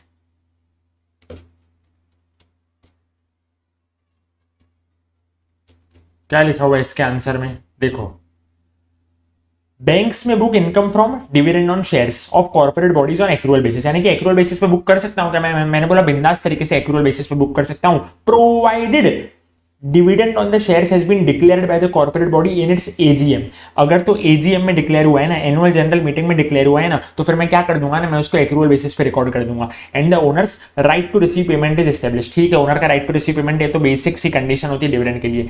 this is also in accordance with AS 9, ठीक है, रेवेन्यू रिकॉग्निशन के हिसाब से भी ये होता है। अब मुद्दे पे आओ, in this case the dividends have been declared after the financial year, ठीक है। यहाँ पे क्या दिया हुआ है ना, आपको क्वेश्चन में देखोगे ना तो क्वेश्चन की आखिरी लाइन ये बोल रही है कि जो डिविडेंड है ना वो डिक्लेयर हुआ है after the year and, therefore जो रिकॉग्निशन किया है ना सर ये इनकम का इज नॉट इन ऑर्डर, ये गलत है। आपने जो डिविडेंड की इनकम को रिकॉग्नाइज किया है एक्रूअल बेसिस पे और म्यूचुअल फंड के इनकम को रिकॉग्नाइज किया एक्रूअल बेसिस पे इस साल में, वो गलत है, आपको अगले साल करना चाहिए। क्यों अगले साल करना चाहिए, क्योंकि डिविडेंड तो डिक्लेयर हुआ है after the financial year and. अब देखो ज्ञान पेलने की बातें फालतूगिरी की, इन respect of income from government securities and bonds and debentures of corporate bodies, ठीक है। कभी भी कोई इनकम मेरे को आ रही है ना बॉन्ड्स की या डिबेंचर्स की या गवर्नमेंट सिक्योरिटीज की, जिधर interest rate on these instruments are predetermined, यानी कि क्या होता है ना फिक्स्ड इंटरेस्ट जिधर मिलता है मेरे को,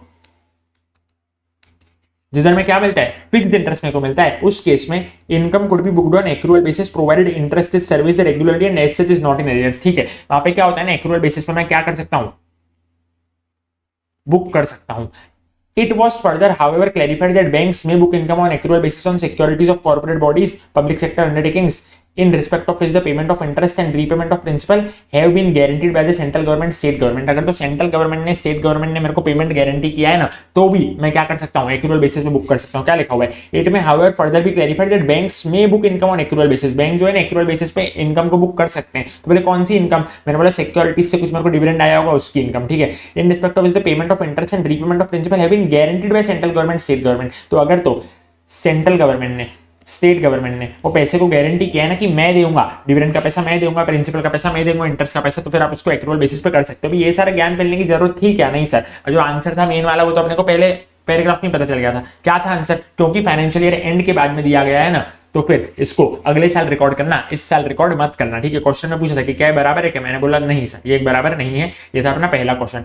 as statutory central auditor of nationalised banks what special points have to be borne in mind in the audit of compliance with statutory liquidity ratio requirements. अब देखो इसको मैं आपको करवाता हूं मेरे वाले इजी वाले नोट्स में से, बैंक ऑडिट के नोट्स ये रहे, देखो ये रहा।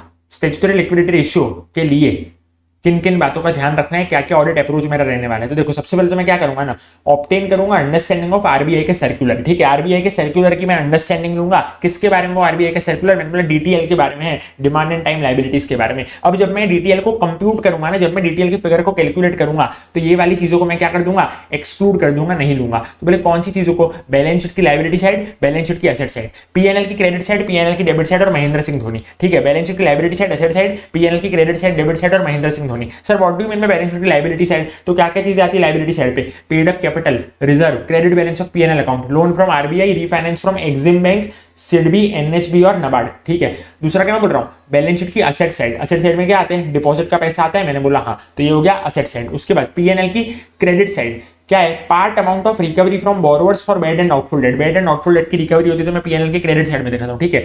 और पीएनएल की डेबिट साइड, मान लो इंपोर्ट हुआ तो मैंने उसके लिए कुछ खर्चा किया, खर्चे हमेशा किधर आते हैं, डेबिट साइड में आते हैं, तो ये इंपोर्ट बिल के खर्चे। तो कौन सी चार आइटम मेरे को एक्सक्लूड करनी है, पीएनएल की credit side, debit side, balance sheet की लायबिलिटी साइड, असेट साइड। और पांचवी महेंद्र सिंह धोनी, यानी margin in sentry deposit, M for margin, M for Mahendra, S for sentry, S for Singh, D for Dhoni, D for deposit, margin in sentry deposit. मैंने बोला ठीक है, ये सारी चीजें एक्सक्लूड करनी है, लेकिन है ना आरसीबी को मेरे को क्या करना है, इंक्लूड करना है। रॉयल चैलेंजर्स बैंगलोर को मैं क्या करूंगा, इंक्लूड करूंगा। सर आर यानी कि रिकंसिलिएशन ऑफ नॉस्ट्रो अकाउंट को मैं क्या करूंगा, मैं इंक्लूड करूंगा। सी यानी कि नेट क्रेडिट बैलेंस जो भी होगा ना ब्रांच एडजस्टमेंट अकाउंट में, उसको मैं क्या करूंगा, इंक्लूड करूंगा। C for credit. और B for borrowings from abroad by Indian banks are liability to others, जिसको ग्रॉस लेवल पे लेना होता है, नेट फिगर पे नहीं दिखाना होता है। Borrowings from abroad by Indian bank, यानी भारत की बैंक ने विदेश से क्या करे हैं, कुछ लोन उठा रखे हैं, तो ये आरसीबी को आपको क्या दिखाना है, ये आरसीबी को आपको इंक्लूड कर देना है। मैंने बोला सर ठीक है समझ गए, आओ फटाफट से वापस से अपने वाले मॉड्यूल वाले क्वेश्चंस की तरफ। Explain the scope of concurrent audit of a bank with reference to RBI guidelines. Scope बताना है आपको कॉन्करेंट ऑडिट का। देखो कॉन्करेंट ऑडिट का स्कोप मैं आपको बताता हूं।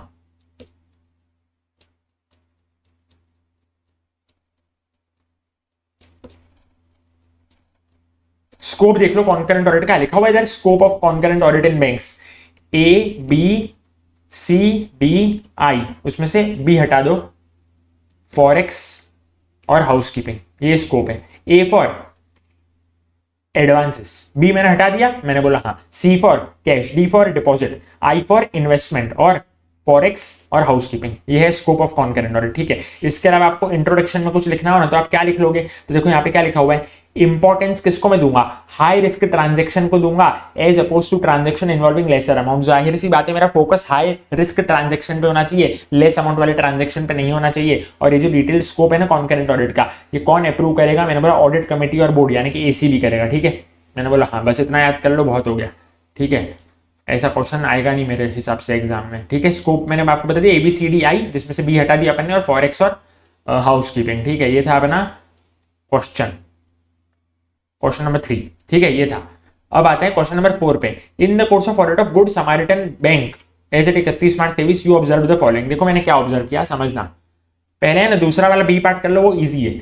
बैंक का advance portfolio comprised of significant loans against life insurance policy, इसके लिए आपको ऑडिट प्रोग्राम आपको बनाना है, ठीक है।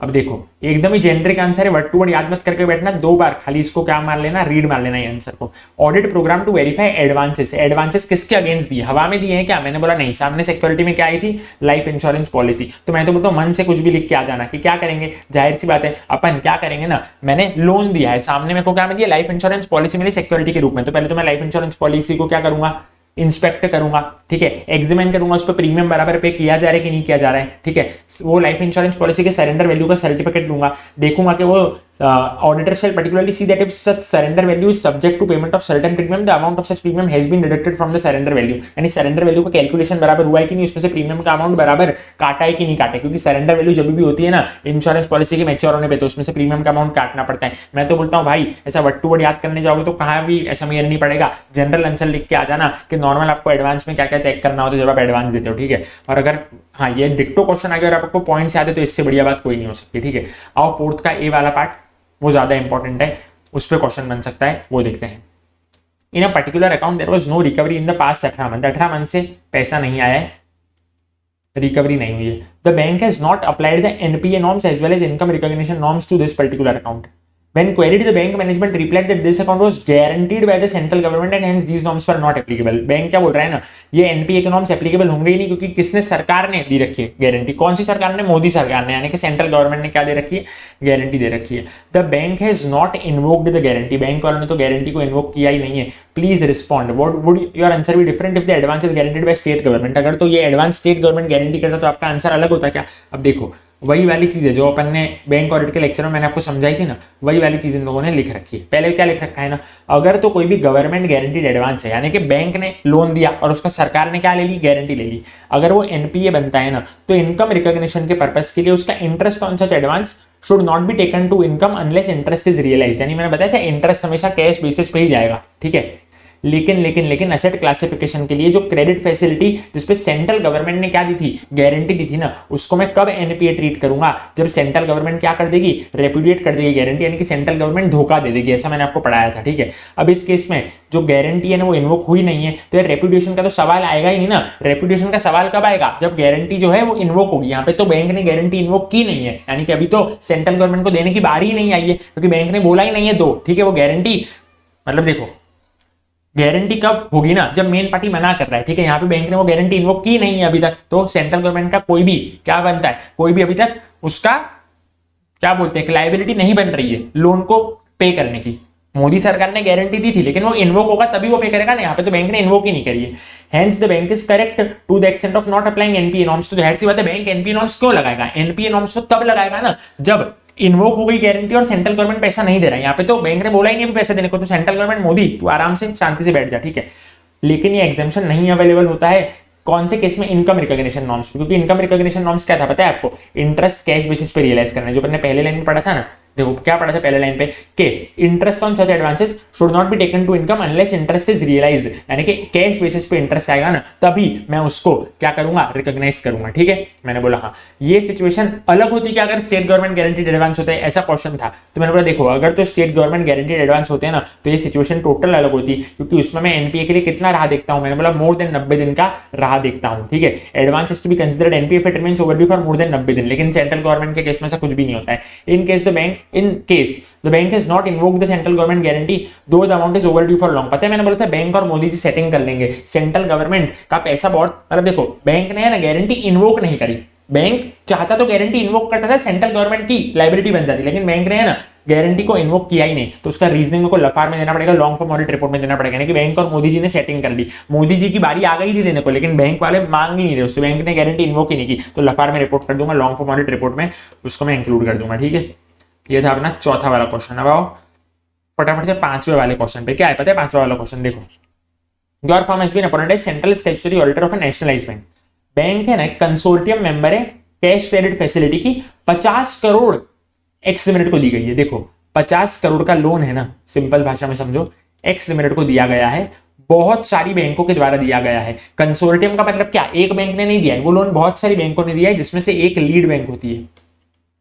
एक बैंक क्या होती है, लीड बैंक होती है। तो यहाँ पे क्या लिखा हुआ है ना, banks own share is 10 crore rupees only, यानी कि 50 करोड़ का लोन मिला है ना एक्स लिमिटेड को, उसमें से ये वाली जो बैंक है ना जिसका मैं ऑडिट करने जाऊं उसने खाली 10 करोड़ का ही लोन दिया है, बाकी 40 करोड़ का किसी और ने दिया है। अब पिछले 2 क्वार्टरों में क्या हुआ है ना, डेबिट हो रखे हैं उसके खाते से 1.75 करोड़, लेकिन वो एक्स लिमिटेड के खाते में क्रेडिट कितने हो रखे हैं, खाली 1.25 करोड़, यानी बैंक को तो है नुकसान हो रहा है। जा रहे हैं 1.75 करोड़, आ रहे हैं खाली 1.25 करोड़, ठीक है। अभी जो लीड बैंक था ना वो मेन बैंक, ये वाला बैंक जो है नेशनलाइज्ड बैंक जिसका मैं ऑडिट करने का, वो लीड बैंक नहीं है, लीड बैंक कोई और है, लीड बैंक यानी कि मेन बैंक, ठीक है। उसने है ना बोला है कि ये तो परफॉर्मिंग एसेट है, ये एकदम चंगी एसेट है, एक्स लिमिटेड एकदम चंगा बंदा है, मस्त बंदा है। Bank follows financial year as accounting year, ठीक है। Advise your views on the issue, ठीक है, आप अपने व्यूज बताओ। देखो सर, लीड बैंक को तो कोई दिक्कत नहीं है, लीड बैंक बोल रहा है कि वो जिसने लोन ले रखा है वो एकदम परफॉर्मिंग बंदा है, चंगा बंदा है, लेकिन नुकसान तो आपको है ना। आपके केस में क्या हो रहा है ना, पिछले 2 क्वार्टर से जा रहे हैं 1.75 और आ रहे हैं खाली और खाली 1.25, ठीक है। तो आपको नुकसान हो रहा है। अब देखो आपको क्या करना चाहिए, उसके बारे में ये सवाल है। तो देखो क्या लिखा हुआ है, बैंक है ना कंसोर्टियम मेंबर है सीसी फैसिलिटी का, यानी बहुत सारे बैंकों ने लोन दिए, जिसमें से अपना वाला बैंक भी एक बैंक है। बैंक का ओन शेयर उसमें कितना है, 10 करोड़ रुपीस का है। पिछले 2 क्वार्टरों में 1.75 करोड़ गया है, लेकिन सामने केवल और केवल 1.25 करोड़ ही आया है। Sometimes several banks form a group, मैंने बोला था कंसोर्टियम में क्या होता है, बहुत सारी बैंकें ग्रुप बना के लोन देती है under the leadership of lead bank, यानी मेन बैंक कौन सी होती है, लीड बैंक होती है, ठीक है। चलो मेन मुद्दे पे आओ। ईच बैंक क्लासिफाई करेगी एडवांस को खुद के पर्सनल एक्सपीरियंस से, ठीक है। अब पिछले 2 क्वार्टर में आपको भारी भरकम का नुकसान हुआ कि नहीं हुआ, तो आप क्या करोगे ना, this is despite the certificate of lead bank to classify that account is performing according to the amount should be shown as NPA. आप उसको एनपीए दिखा दो। अरे भाड़ में गई लीड बैंक को कोई दिक्कत नहीं थी, तो उसने बोला कि ये एसेट परफॉर्मिंग है, ये एसेट चंगी है, लेकिन आपको तो दिक्कत है ना, आपके पास आ रहे कम है, जा रहे ज्यादा है। तो आप एक काम करो, आप इसको क्या दिखा दो, आप इस लोन को एनपीए दिखा दो, क्योंकि आपको पर्सनली दिक्कत हो रही है। मैंने बोला ठीक है, और वो भी पिछले 2 क्वार्टरों से दिक्कत हो रही है, यानी कि 6 महीनों से दिक्कत हो रही है आपको, तो ठीक है। तो मैंने बोला दिखाओ लीड, इसको एनपीए में दिखाओ बिंदास, ठीक है। ये था क्वेश्चन नंबर 5। अगला आता है क्वेश्चन नंबर 6। क्या बोल रहा है क्वेश्चन नंबर 6, देखो अब क्वेश्चन नंबर 6, 7, 8, 9, 10 ये सब है ना डायरेक्ट क्वेश्चन है, तो अब घबराने की जरूरत नहीं है जरा भी। क्या है ना, you have been appointed as auditor of, देखो how will you evaluate the internal control system in the area of credit card operation, ठीक है। ये ऊपर का पढ़ने की जरूरत ही नहीं, क्रेडिट कार्ड ऑपरेशन के केस में अपन कैसे करेंगे। तो क्रेडिट कार्ड बहुत ही इजी और डायरेक्ट सवाल है, ठीक है। ये अपन ने जो मैजिक रिवीजन लिए थे उसमें भी अपन लोगों ने क्या किया था, कवर किया था। क्रेडिट कार्ड के केस में क्या करना है, internal control in case of credit card कहाँ ढूंढे,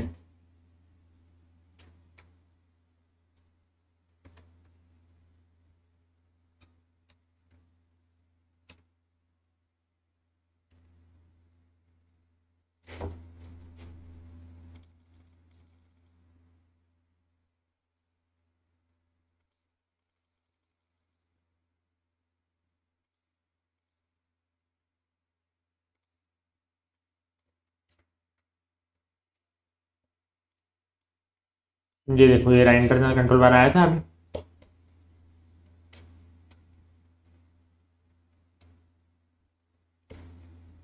ये रहा क्रेडिट कार्ड ऑपरेशंस। देखो तो क्रेडिट कार्ड ऑपरेशन, कभी भी बैंक क्रेडिट कार्ड देना अपने किसी भी कस्टमर को, तो कुछ बातों का ध्यान रखना पड़ेगा बैंक को। सबसे पहले तो इफेक्टिव स्क्रीनिंग करना एप्लीकेशंस का, गुड असेसमेंट, जिनका क्रेडिट असेसमेंट अच्छा होना उनको ही देना, अमीर लोगों को ही क्रेडिट कार्ड देना, गरीबों को क्रेडिट कार्ड देके मत आ जाना। दूसरा, there should be strict control over the storage and issue of cards, आपको कार्ड है अच्छे से स्टोर करके रखना है, कंट्रोल होना चाहिए आपका उसके स्टोरेज पे, उसके इश्यू पे, ठीक है। ऐसा नहीं कि कोई भी लो क्रेडिट कार्ड, बैंक वालों को ऐसा नहीं करना है, ठीक है। ये दूसरा पॉइंट हो गया। तीसरा पॉइंट छोटा पॉइंट है, there should be a system to ensure that statements are sent regularly and promptly to the customer. Statement है ना उनको जल्दी से जल्दी सेंड करो कस्टमर को, ताकि कस्टमर आपको पैसा भरे, ठीक है। तो टाइम पे स्टेटमेंट सेंड करना है आपको कस्टमर को। उसके बाद there should be a system of prompt reporting by the merchants of all settlements accepted by them through credit card, यानी वो जो दुकानदार है ना जिन लोगों ने क्रेडिट कार्ड से पैसे एक्सेप्ट किया है, तो वो लोग है ना बैंक को आके बोले, ऐसा सिस्टम प्रॉपर होना चाहिए, ठीक है, ठीक है। प्रॉम्प्ट रिपोर्टिंग बाय मर्चेंट, यानी कि वो मर्चेंट है ना दुकानदार, वो आके बैंक को रिपोर्टिंग करेंगे। उसके बाद all the reimbursement should be immediately charged to customers account, यानी कि पहले तो क्या होता है ना क्रेडिट कार्ड में पेमेंट हो जाता है, लेकिन बाद में कस्टमर को क्या करना पड़ता है, रीइंबर्स करना पड़ता है। तो वो रीइंबर्स जो है ना कस्टमर के अकाउंट से सेटल कर लेना, ठीक है। हो गए 5 पॉइंट बस। क्रेडिट कार्ड ऑपरेशन में छोटी छोटी बातें अपने को क्या करनी है, ध्यान में रखनी है, ठीक है। मैंने बोला हाँ, आओ फटाफट तरीके से। अगला सवाल है, ये था अपना क्रेडिट कार्ड का सवाल। अब अगला सवाल क्या आता है, you have been appointed as concurrent auditor of a nationalised bank branch, main business at the branch is dealing in forex, suggest the main areas of coverage with regard to foreign exchange transaction of the said branch under concurrent audit. तो इसमें है ना page number 64 पे answer दिया हुआ है, concurrent audit के case में फॉरेक्स वाला आपको कैसे ऑडिट अप्रोच वगैरह रखना है। देखो अब मैं आपको क्या बोल रहा हूं,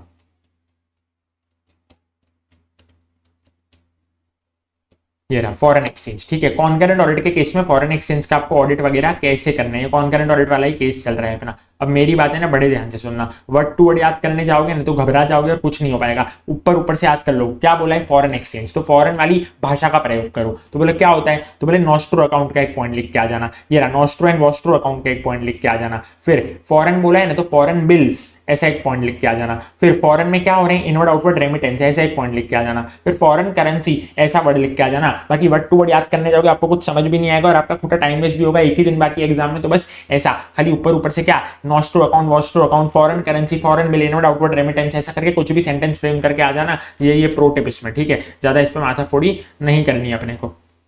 आओ फटाफट से वर्ड टू वर्ड याद करने जाओगे अभी तो कुछ भी याद नहीं कर पाओगे। एग्जाम ओरिएंटेड तरीके से ही आप लोग को भी करना पड़ेगा जितने मार्क्स मिले। वैसे भी बैंक ऑडिट के सवाल में आपको 4 में से 4 तो नहीं मिलने वाले, ठीक है? 4 में से 3 ही मिलेंगे। तो हार्डवर्क करके 4 में से 3 लाने से अच्छा है अपन स्मार्ट वर्क करके 4 में से 3 लाए। जो मैं आपको बोल रहा हूँ उसमें भी आपको 4 में से 3 ही मिलने वाले, ठीक है?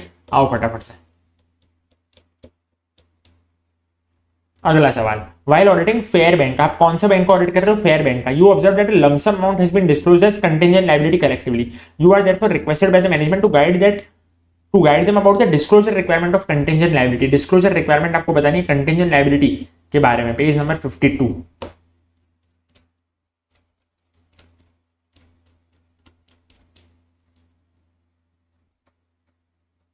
ये रहे कंटिंजेंट लायबिलिटी के एग्जांपल। यही आप लोग को लिख के आने की कौन सी कंटिंजेंट लायबिलिटी होती है। तो देखो sir, claim against the bank not acknowledged as debt, यानी कि बैंक के सामने ना कोई क्लेम चल रहे हैं, कोई कोर्ट केस चल रहे हैं ना, वो सारी चीजें इसमें आएंगी। तो कंटिंजेंट लायबिलिटी हो सकता है बैंक को देनी पड़ भी जाए, हो सकता है बैंक को ना भी देनी पड़े।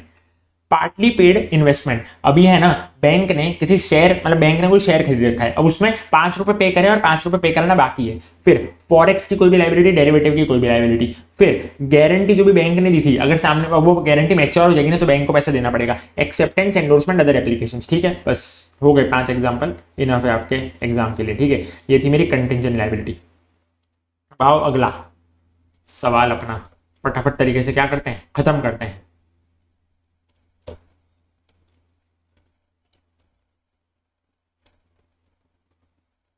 आओ, ABC Chartered Accountants have been appointed as concurrent auditor for the branches of Effective Limited. You are the part of the audit team for Agra branch of the bank and have been instructed by your senior to verify the advances of the audit period. ठीक है, आपको advances verify करने हैं।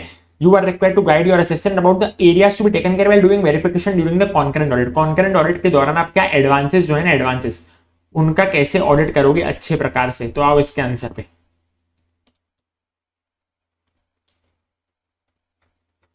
Concurrent audit करते वक्त advances का आपको किस तरीके से करना है, ये कॉन्करेंट ऑडिट का पार्ट, इसमें ये रहा एडवांसेस। वापस से वर्ड टू वर्ड याद करने आपने नहीं बैठना है। जो भी एडवांस के लिए नॉर्मल आंसर है ना, वो नॉर्मल आंसर, जनरल आंसर ही लिख के आ जाना। एडवांस मतलब क्या होता है? मैं लोन दे रहा हूँ, तो लोन देता हूँ तो मैं किन किन बातों का ध्यान रखता हूँ, तो वही सारी नॉर्मल बातें लिख के आ जाओगे तो चल जाएगा। ऐसा वर्ड टू वर्ड याद करने मत बैठना। मेरे जो बैंक ऑडिट वाले नोट्स है ना, उसमें मैंने कॉमन आंसर भी दिया हुआ है, वो कॉमन आंसर में से भी लिख सकते हो कि डॉक्यूमेंट वगैरह चेक कर लो, या एडवांस के लिए भी मैंने आंसर दिया हुआ है, वो भी आप रेफर कर सकते हो। देखो ये रहा, बताता हूँ आपको। एडवांस के लिए मैंने बताया है, देखो क्या क्या चीजें चेक करनी यहाँ पे है। लोन शेयर एडवांसेस, बस यही वाले लिख के आ जाना, चलेगा। ऐसा माथा फोड़ी मत करने बैठना कि मैं लोन शेयर एडवांसेस अलग से भी याद करूँ, फिर कॉन्करेंट ऑडिट के लिए भी याद करूँ, ऐसे सब करोगे तो पागल हो जाओगे, ठीक है? आओ फटाफट से नॉर्मल वाला ही याद करके चले जाना। चिप देना एग्जाम में, जितने मार्क देने होंगे उसको देगा। अपन अपना दिमाग थोड़ी खराब करेंगे एक ही चैप्टर के पीछे। भाई 19 चैप्टर पढ़ने अपने को, ऐसे तो पागल हो जाएंगे। आओ अभी अगले सवाल की तरफ बढ़ते हैं।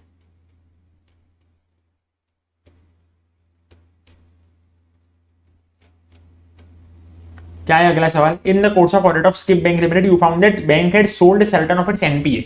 Draft the points of audit check that are very relevant to this area of checking. देखो भैया, जब बैंक ने अपना एनपीए बेचा ना, तो उसको किन किन बातों का ध्यान रखना है वो भी अपन अपने नोट्स में से कवर कर लेते हैं फटाफट से। बैंक जब एनपीए बेचेगा तो वो किन किन बातों का ध्यान रखेगा। देखो एनपीए ये रहा, ऑडिट अप्रोच फॉर एनपीए। देखो भाई, सेल करते वक्त एनपीए का वो किन किन बातों का ध्यान रखेगा। सबसे पहले तो वो सेल करते वक्त इस बात का ध्यान रखेगा, on sale NPA has been removed from the books of account of the selling bank, यानी कि जिस बैंक ने बेचा ना उसके बुक्स ऑफ अकाउंट में से वो निकल जाना चाहिए। क्यों निकल जाना चाहिए? क्योंकि हमने सेल कर दिया वो एनपीए को। फिर मान लो कि सेल प्राइस 100 रुपए का था, नेट रियलाइजेबल वैल्यू तो 120 रुपए की थी, तो जो मेरे को लॉस हो गया ना, शॉर्टफॉल हो गया ना, वो मैं पीएनएल में डेबिट कर दूंगा। लेकिन मान लो अगर मेरे को कुछ फायदा हो गया, सेल प्राइस 120 की थी, और नेट बुक वैल्यू 100 रुपए की थी। तो ये फायदा जो है ना 20 रुपए का प्रॉफिट, इससे लॉस रिवर्स नहीं होगा, इसको अदर एनपीए के लॉस से मैं क्या कर दूंगा, एडजस्ट कर दूंगा। बस ये 3 पॉइंट ही होते हैं जो कि आपको सेल ऑफ एनपीए करते वक्त ध्यान रखने होते हैं, ठीक है। बस इतना याद कर लिया बहुत है। अगले सवाल पे आते हैं अपन लोग फटाफट तरीके से। आओ भाई आओ।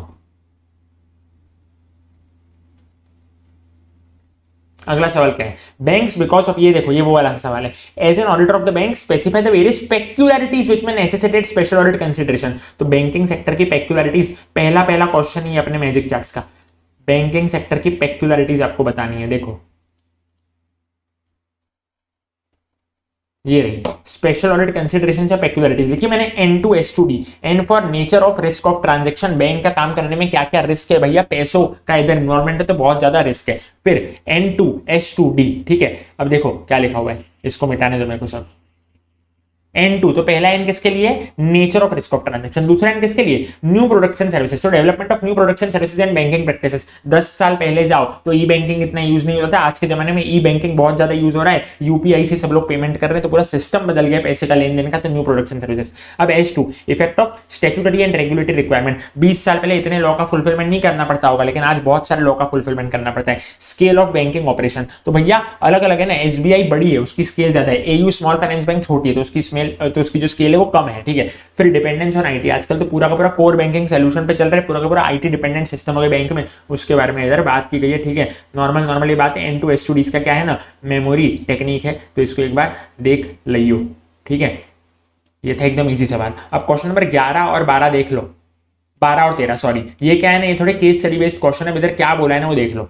एबीसी बैंक है इधर, had sanctioned credit limit of 100 lakh to messrs Volkart limited, उसने क्रेडिट लिमिट दे दिया, आप बोल सकते हो लोन दे दिया। एक बैंक ने वोलकार्ट लिमिटेड को क्या दे दिया, लोन दे दिया है। 1 सितंबर 2021 को लोन दिया गया है।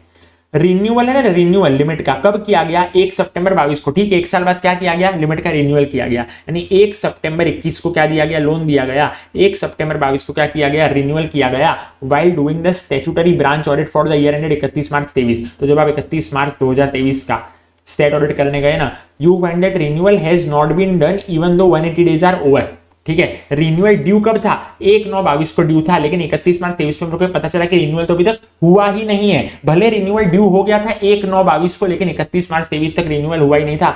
Bank says that the renewal process has been initiated on time and most of the document are received. Bank क्या बोल रहे हैं, हाँ काम चालू है, धीरे धीरे हो जाएगा। अकाउंट जो है ना वो रेगुलरली ऑपरेट होता है और एकदम बढ़िया चल रहा है अकाउंट, बैलेंस भी उसका ड्रॉइंग पावर के अंदर है, यानी कि अकाउंट एकदम परफॉर्मिंग अकाउंट है। It also shows a letter from Volkart, Volkart वाले क्या बोल रहे हैं, stating that due to sudden death of their auditor a new auditor had to be appointed। वोलकार्ट वाले ऐसा बोल रहे हैं कि वोलकार्ट कौन, जिसको मैंने लोन दिया था, ठीक है, जिसको बैंक ने लोन दिया था, वो बोल रहे हैं कि नया ऑडिटर हमने अपॉइंट किया क्योंकि पुराना वाला ऑडिटर अचानक उसकी मृत्यु हो गई है, ठीक है, मृत्यु हो गई।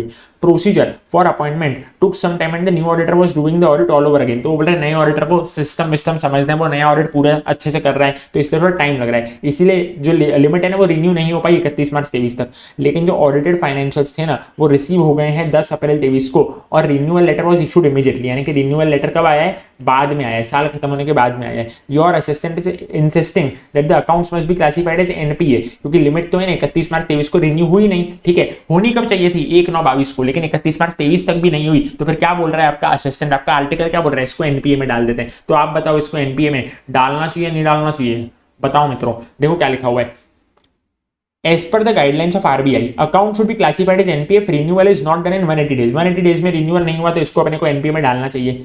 प्रेजेंट केस में ऑपरेशन है ना एक्सीलेंट है, अपन ने देखा था कि क्या है ना, जो हमारा क्लाइंट है एकदम परफॉर्मिंग क्लाइंट है। बैंक ने है ना, बैंक ने एक लेटर भी आपको शो किया, आपको शो क्या किया लेटर की, वो जो वोलकार्ट है ना आपने जिसको लोन दिया था उसके फाइनेंशियल स्टेटमेंट अगर डिले हुए ना तो उसका एक रीजन है, ठीक है। Further the limit has been renewed before signing the audit report, audit report से पहले तो हो गया है ना, भले फाइनेंशियल स्टेटमेंट्स बन जाने के बाद हुआ है 31 मार्च 23 के बाद हुआ है, लेकिन ऑडिट रिपोर्ट से तो पहले सब हो गया था ना रिन्यूअल। दस भले sanction after the balance sheet date हुआ है, it relates to the position as on the balance sheet date. वो कब की बात कर रहा है, as on the balance sheet date की बात कर रहा है, वो एडजस्टिंग इवेंट है, और इसीलिए मैं एनपीए क्लासिफिकेशन ना करके स्टैंडर्ड एसेट का ही क्लासिफिकेशन करूंगा। पता है क्यों क्लासिफिकेशन करूंगा, क्योंकि रीजन जेन्युइन है ना सर। पहला पॉइंट तो ये था, क्या हुआ है रीजन में, तो मैंने बोला वो जो कंपनी है वोलकार्ट जिसको बैंक ने लोन दिया उसका ऑडिटर की अचानक मृत्यु हो गई और अब उसने नया ऑडिटर रखा है तो सारा सिस्टम समझ रहा है। और मैंने बोला वो रिन्यूअल चलो 31 मार्च 23 को नहीं कर रहा है, भले उसके 180 दिन हो गए, लेकिन वो 31 मार्च 23 के बाद भी कब कर रहा है, वो अप्रैल के महीने में तो कर दे रहा है ना, ठीक है। ऐसा तो नहीं है कि ऑडिट रिपोर्ट की भी बात कर रहे हैं, तो मैंने बोला कोई ज्यादा टेंशन नहीं है, स्टैंडिंग उसको एनपीए में मत डालो, उसको स्टैंडर्ड एसेट के रूप में रखो, ऐसा ही बोलो कि सब चंगा है, इसको परफॉर्मिंग एसेट का ही आप दर्जा देना है आपको, ठीक है, ऐसा बोला गया है। ये था क्वेश्चन नंबर 12। अब आते हैं क्वेश्चन नंबर 13 पे। क्या बोल रहा है क्वेश्चन नंबर 13, सुन लो। You are auditing a small bank branch with staff strength of the manager, cashier and 3 other staff S1 S2 S3। मैं ऑडिट करने गया हूं एक स्मॉल बैंक की ब्रांच को, मतलब ब्रांच कैसी बहुत स्मॉल है, उधर एक मैनेजर है, ठीक है, ब्रांच मैनेजर जो होता है, एक कैशियर है, और 3 ही बंदे काम कर रहे हैं। Among allocation of work for other areas, S1 who is a peon, S1 कौन है, प्यून है, who opens all the mail and forwards it to the concerned person. He does not have a signature book so as to check the signatures on important communication. S1 है ना, S1 उसके पास signature book नहीं है signature check करने के लिए, वो खाली मेल रिसीव करता है फॉरवर्ड करता है, रिसीव करता है फॉरवर्ड करता है, उसका और कोई काम नहीं है, ठीक है। S1 प्यून वाला काम है, प्यून वाला काम यही होता है, मेल आया मिल गया, उसको कुछ पढ़ने वढ़ने की जरूरत नहीं, सिग्नेचर बुक भी उसके पास नहीं है।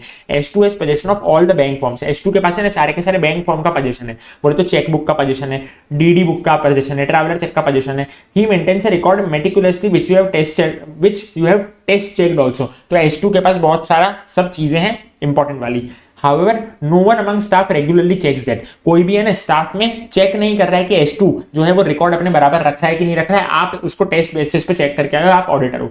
You are informed that being a small branch with shortage of manpower, it is not possible to always check the work and records. और आपको पता है बैंक वाले क्या बोल रहे हैं, हमारी ब्रांच तो छोटी है तो हमारे लिए प्रैक्टिकली पॉसिबल नहीं है कि हम लोग है ना चेकिंग वगैरह का काम करें। तो बताओ क्या ये बैंक वाले अच्छे हैं या इनकी नियत में खोट है? मैंने बोला पक्का पक्का नियत में खोट है। पहले पॉइंट में क्या लिखा हुआ है ना कि बैंक को इंटरनल कंट्रोल मेंटेन करना पड़ता है, बस इतना ही पढ़ना है, अगला नहीं पढ़ना है। दूसरे पैराग्राफ में इन लोगों ने फैक्ट्स ऑफ द केस को रिपीट कर दिया, तो वो वाला भी पढ़ने की जरूरत नहीं है। तीसरे पैराग्राफ में भी वही बोला है कि जितने भी बैंक फॉर्म है ना should be kept in the position of an officer. देखो दूसरा वाला भी मैं आपको पढ़ा देता हूं। S1 एक प्यून है, ठीक है, वो ओपन कर रहा है मेल को और फॉरवर्ड कर रहा है कंसर्न पर्सन को, उसके पास सिग्नेचर बुक है क्या? उसके पास सिग्नेचर बुक नहीं है, ठीक है।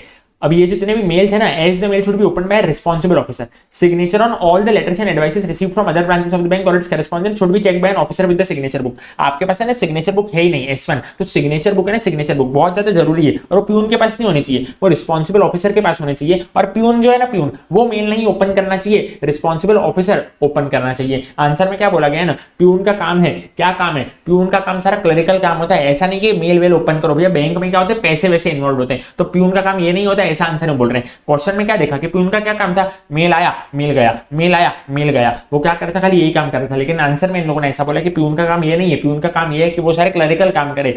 Mail should be open by a responsible officer. कोई भैया पैसों वैसों की बात चल रही है बैंक में, तो मेल रिस्पांसिबल ऑफिसर वो ओपन करे और सिग्नेचर बुक भी उसके पास होना चाहिए। अब जितने भी बैंक फॉर्म है ना, वो एक बंदे के पास होना चाहिए, अच्छे वाले ऑफिसर के पास होना चाहिए, और एक और बंदे के पास होना चाहिए। Another responsible officer should verify the issuance and stock of such stationery. Another बंदे के पास भी होना चाहिए जो कि उसको वेरीफाई करे। अब इस केस में S2 has position of all bank forms, ठीक है, S2 के पास पोजीशन है बैंक फॉर्म्स का, आपने उसको टेस्ट चेक भी किया है। और बैंक वाले पता है क्या बोल रहे हैं, क्योंकि हम स्मॉल ब्रांच है ना, हमारे पास मैन पावर इतना नहीं है, तो हम लोग चेक नहीं कर पा रहे वर्क को। तो ये क्या बताता है ना, आपके इंटरनल कंट्रोल में खोट है, तो ऑडिटर को उस हिसाब से रिपोर्ट देनी पड़ेगी। यानी इस क्वेश्चन की अगर मैं समरी देखूं ना, तो क्या बोला गया है इस क्वेश्चन में बोला गया है कि S1 जो था ना प्यून, तो बोला प्यून का काम क्लरिकल होना चाहिए, ठीक है। सिग्नेचर बुक उसके पास नहीं है ना, भाई तू मत रख, लेकिन कोई रिस्पांसिबल ऑफिसर आना चाहिए जो कि सिग्नेचर बुक रखे और सारी की सारी सिग्नेचर को चेक करे। दूसरी बात S2 जो है ना, S2 तो S2 ने सारे बैंक फॉर्म्स मेंटेन कर रखे, मैंने बोला वो उसके पोजीशन में भी होने चाहिए बैंक फॉर्म, और किसी और भी बंदे के पोजीशन में होने चाहिए, और वो लोग क्या करने चाहिए ना, इसको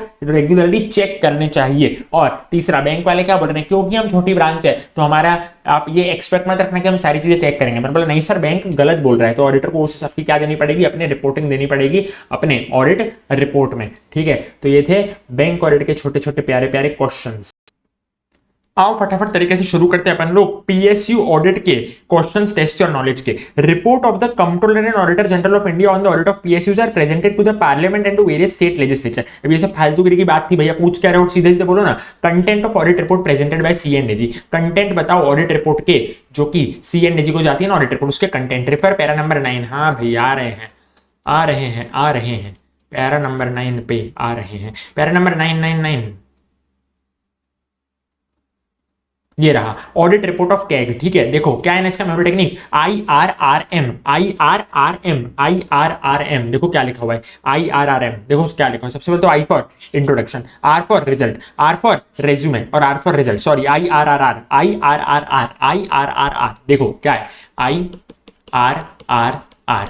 आई for introduction containing general review, में एक और लिख सकते हो अपन आर आर आर आर, ऐसा भी बोल सकते हो आप इसको। देखो सब में आर आर आर आर है, ऐसे आपको अच्छे से याद रह जाएगा, या तो फिर आई आर आर आर भी बोल सकते हो। देखो introduction containing general review, R for review of the working results of government companies, deemed government companies and corporation. यानी पहले तो है ना जनरल बातें होंगी कि government company, deemed government company और गवर्नमेंट कॉर्पोरेशन कैसा काम कर रही है, उसके बारे में जनरल रिव्यू होगा, उनके वर्किंग रिजल्ट के बारे में कि काम वगैरह कैसा चल रहा है। तो पहला आर है उस जनरल रिव्यू का, ठीक है। दूसरा पता है क्या है, results of comprehensive appraisals of selected undertakings conducted by audit board. यानी कि मान लो 100 पब्लिक सेक्टर अंडरटेकिंग्स है, उसमें से मैं 50 को उठाऊंगा और उनका अप्रेजल करूंगा, ठीक है। ये होता है मेरा दूसरा पॉइंट। चौथे पॉइंट में इसका उल्टा आता है, उन लोगों का रिजल्ट जिनको मैंने अप्रेजल के लिए नहीं ले रखा था। तो दूसरा पॉइंट याद करोगे, चौथा पॉइंट ऑटोमेटिकली याद हो जाएगा। दूसरे पॉइंट में किन लोगों का मेरे को रिजल्ट लेना है, जिसका मैंने कॉम्प्रिहेंसिव अप्रेजल कर रखा था। चौथे में मेरे को उनका लेना है जिनका मैंने कॉम्प्रिहेंसिव अप्रेजल नहीं कर रखा था। और तीसरा पॉइंट पता है क्या आएगा, resume. Sir what do you mean by resume?